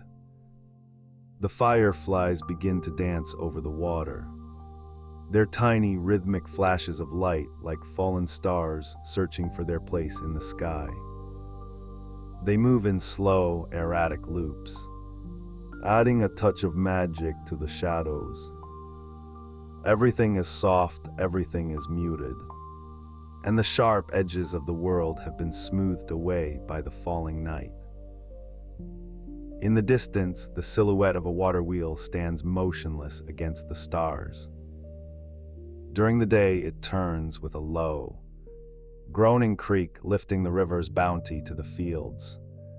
But now it rests, its wooden paddles dripping silently into the dark pool below. The silence is not empty. It is full of the soft sounds of a living landscape at rest. The rustle of a small animal in the brush, the sigh of the wind in the high branches, the distant splash of a fish jumping. These are the notes of a nocturnal symphony that plays only for those who are still enough to listen. The river carries the stories of the day down toward the sea, washing them clean and preparing for a new beginning with the next sunrise. But for now, there is only the dark, the cool air and the steady pulse of the water. The villages are dark now, the lamps extinguished, and the people are deep in a dreamless sleep, their breathing synchronized with the gentle rise and fall of the river. The land itself seems to breathe, a slow, deep inhalation of the night air, followed by a long, peaceful exhale. You feel a sense of belonging here, a connection to the simple, enduring rhythms of life along the bank. The river is a constant companion, a source of life that asks for nothing but respect and awareness. It flows through the landscape and through the history of the world, a silver thread that binds the past to the present. As you linger in this quiet space, the weight of the day falls away, leaving you light and calm, like a piece of driftwood floating on the calmest part of the stream. The darkness is soft and welcoming, a thick blanket that wraps around the world. The stars seem to descend a little lower, their light shimmering on the water's surface like a path of diamonds. You can follow this path with your eyes, letting your gaze drift further and further down the river, past the sleeping groves, past the silent wheels, and out into the vast, open spaces where the land and sky meet in a blur of indigo. There is nowhere else you need to be, and nothing else you need to do, but to exist in this moment of perfect, liquid stillness.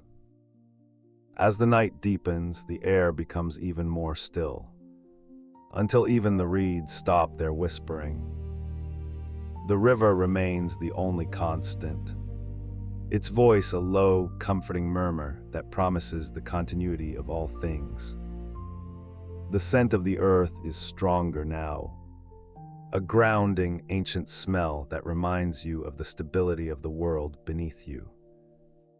You are held by the land, nourished by the water, and watched over by the eternal stars. The journey along the bank is a journey into the heart of quietness. It is a reminder that life, at its most fundamental level, is a series of slow, beautiful movements, a collection of small moments that gather like silt to form the foundation of our days. There is a deep, resonant joy in this simplicity, a quiet satisfaction that comes from being in tune with the world's natural pace. The river teaches us that there is no need to hurry, for the destination is always there, and the journey is where the true beauty lies. As the last echoes of the day fade into the velvet dark, the mind begins to settle, matching the profound quiet of the riverside. The thoughts that were once busy and bright now soften and blur, turning into gentle shadows that drift away on the current. The rhythm of the water becomes your own rhythm, a slow, steady beat that carries you toward a state of complete and utter rest. The world is at peace, the river is at rest, and the night is a vast, silent sanctuary. The cool mist begins to rise again, a soft white veil that drifts over the water, blurring the line between the river and the bank. It feels like a gentle touch against the senses, a final, soothing gesture from the land before it slips fully into the deepness of the night. The stars twinkle softly through the haze, their light diffused and dreamy. Everything is settling, everything is calming, and the great river flows on, a silent silver ribbon winding through a world that is now profoundly, beautifully asleep. The water is very still now, a deep and liquid velvet that carries the reflection of the first few stars as if it were holding them in the palm of a steady hand. The air has lost the golden heat of the afternoon, replaced by a coolness that feels like soft linen against the skin, smelling faintly of damp earth, crushed papyrus reeds, and the distant, sweet scent of jasmine blooming in a hidden garden. As we drift further along this final stretch of the river, the banks seem to pull away, widening into a vast and quiet horizon where the sky and the water meet in a soft blur of violet and indigo. The ripples created by our passage are small and rhythmic, a gentle folding of the water that makes a sound like a long, slow breath being drawn and released. There is no hurry here, for the river has traveled thousands of miles to reach this moment, and it moves with the quiet confidence of something that knows its way home. Imagine the sound of a single wooden oar dipping into the surface, not to propel a boat with strength, but merely to guide it through the silver stillness. The water drips from the blade in slow, rhythmic beads, each one creating a tiny ring that expands until it vanishes into the larger calm. Along the banks, the tall grasses are no longer green, but have turned to silhouettes of charcoal and soft gray, swaying just enough to whisper against one another. A small bird, perhaps a kingfisher, settles onto a branch, tucking its head beneath a wing, its feathers smoothed by the cooling breeze. Everything is lining into the coming night, finding a place of rest among the shadows that stretch long and thin across the cooling sand. The mud at the water's edge is smooth and dark, holding the warmth of the sun just a little longer, releasing a gentle, earthy fragrance that grounds the senses and invites a feeling of profound safety. The villages we pass are quiet now, the cooking fires having burned down to soft orange embers that glow like fallen stars among the trees. The smell of wood smoke is thin and blue, curling lazily into the air and mixing with the scent of baked bread and the cooling stones of the houses. There is a sense of completion in the air, the feeling of a day's work finished and the tools laid aside in the soft dust. You can almost hear the silence of the fields, where the cattle are settled in their pens, their breathing slow and rhythmic, and the heavy wooden gates are latched for the night. The river carries the memory of these lives, a long and peaceful record of families who have watched this same dusk descend for thousands of years, finding comfort in the reliable return of the stars and the steady, hushed flow of the water. It is a shared peace, a blanket of stillness that covers the entire valley from the high cliffs to the very edge of the delta. As the light continues to fade, The colors of the world simplify into shades of slate, pewter and deep navy. The palm trees are dark fans against a sky that is now the color of a plum, and the moon begins to cast a pale, buttery light across the ripples. This light does not pierce the darkness, but rather softens it, turning the surface of the Nile into a path of hammered silver that stretches out toward the sea.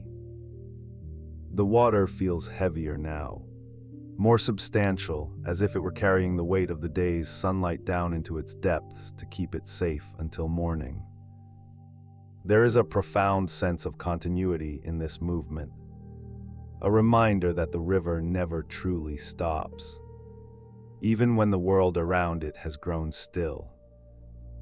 It is a heartbeat, slow and steady, pulsing through the center of the land, providing a rhythm that everything else follows without even trying. In the distance, the sound of a flute might drift across the water, a few simple notes played by someone sitting on a porch, the melody rising and falling like the wind in the reeds. It is a lonely sound, but not a sad one. It is the sound of a person at peace with the vastness of the night. The notes linger in the cool air, floating over the water before dissolving into the silence, leaving the world feeling even quieter than it was before. The reeds along the shoreline toward the current, their feathery tops brushing against the surface with a sound like a soft sigh. Everything is letting go, releasing the tensions of the day and sinking into the comfort of the dark. The river is a cradle, and we are being rocked by its gentle, invisible swaying, moving toward a place where time no longer matters and only the flow remains. The delta begins to open up now, a labyrinth of slow-moving channels where the water spreads out like the fingers of a hand.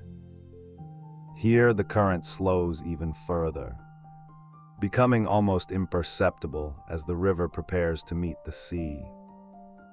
The salt air begins to mingle with the sweetness of the fresh water, a crisp and bracing scent that speaks of wide-open spaces and the infinite horizon.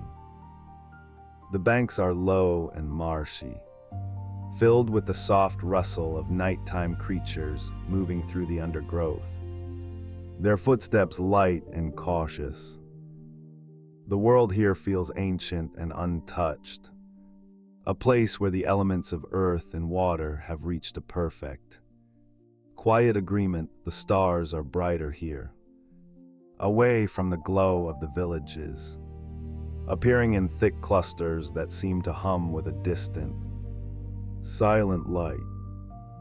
As we move through these smaller channels, the tall papyrus stalks form walls of soft texture on either side, dampening every sound until all that is left is the gentle lap of water against the hull. The air is very still, and the reflections of the stars are so clear that it feels as though we are floating through the sky itself. There is no sense of direction, only the feeling of being carried, of being part of a journey that began long before we arrived and will continue long after we have gone to sleep. The river knows every bend, every shallow and every deep pool, and it guides us with a sure and steady hand. We can close our eyes and trust the water, feeling the subtle shifts in the current as it carries us toward the final meeting with the great, dark expanse of the Mediterranean. The transition from river to sea is not a sudden one, but a gradual fading of one into the other. The water becomes cooler, the air saltier, and the sound of the waves in the distance is like a low, rhythmic drumming that matches the pace of a sleeping heart. The river has reached the end of its long journey, yet it does not disappear. It simply expands, becoming part of something much larger and even more peaceful. The vastness of the sea waits ahead, a dark and shimmering plain under the light of the moon, offering a space that is endless and calm. The river's work is done.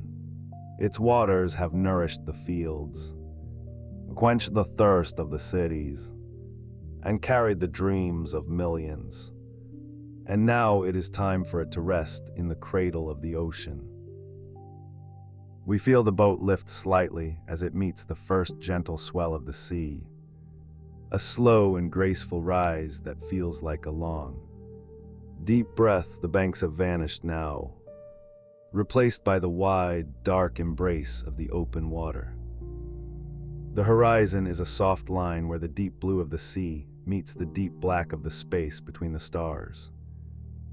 There is nothing left to do but drift, to let the motion of the tides take over from the motion of the river. The air is cool and clean, filling the lungs with a sense of clarity and peace. Every muscle in the body feels heavy and relaxed, sinking into the soft cushions of the boat, as the gentle rocking motion becomes the only thing in the world. The stars above seem to be watching over this final passage, their light steady and unwavering. They have seen the Nile flow since the beginning of time, and they will see it flow tomorrow, and the day after that, a constant presence in a world that is always changing. But tonight there is no change, only the enduring stillness of the night. The sound of the water has become a soft, white noise, a hum that vibrates gently in the ears and lulls the mind into a state of pure, thoughtless rest. The boundaries of the self seem to soften and melt away, merging with the darkness and the water until there is no difference between the traveler and the journey. Imagine the feeling of a soft, heavy blanket being pulled up to your chin, the warmth of it seeping into your limbs as the cool night air brushes against your forehead.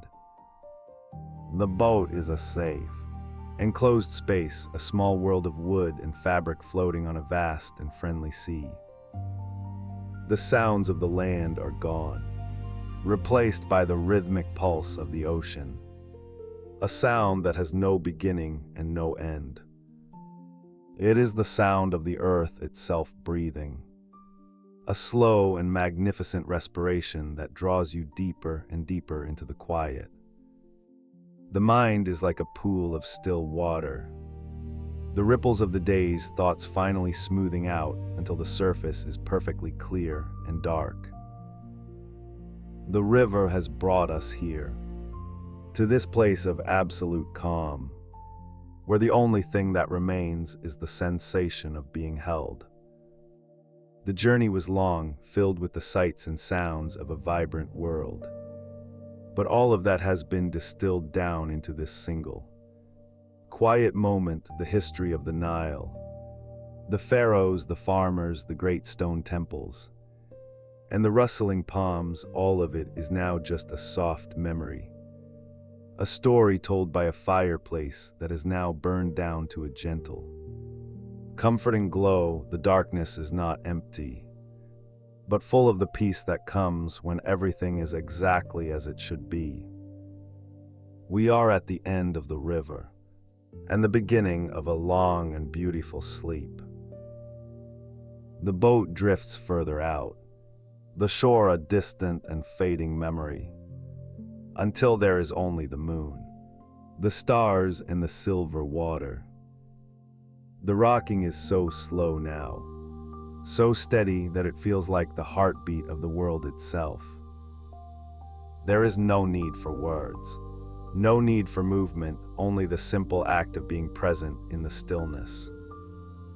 The air is a cool caress, the water a gentle song, and the night a vast and welcoming home. We sink deeper into the cushions, our eyes growing heavy, our breath slowing to match the rhythm of the waves. The world is at rest. The river is at rest. and we are at rest, floating on the edge of a dream that is as deep and as ancient as the Nile itself.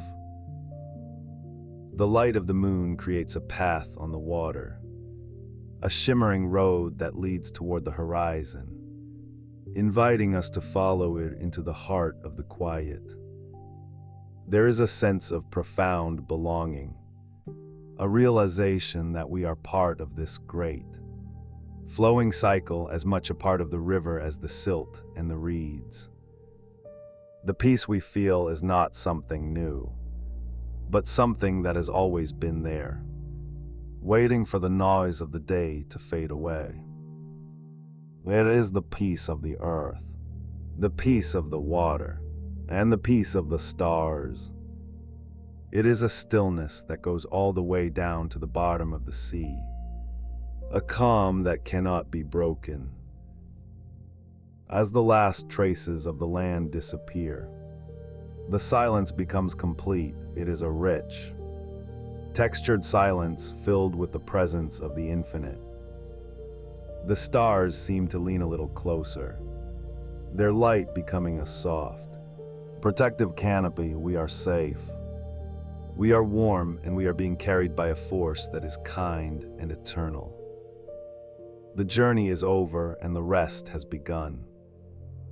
The river continues its silent work, flowing into the sea while we drift into the vast and starlit ocean of sleep, where the water is always calm and the night is always kind. The ripples fade, the air grows still, and the world slips away into a beautiful, velvet darkness, leaving only the steady, rhythmic pulse of the deep, quiet water.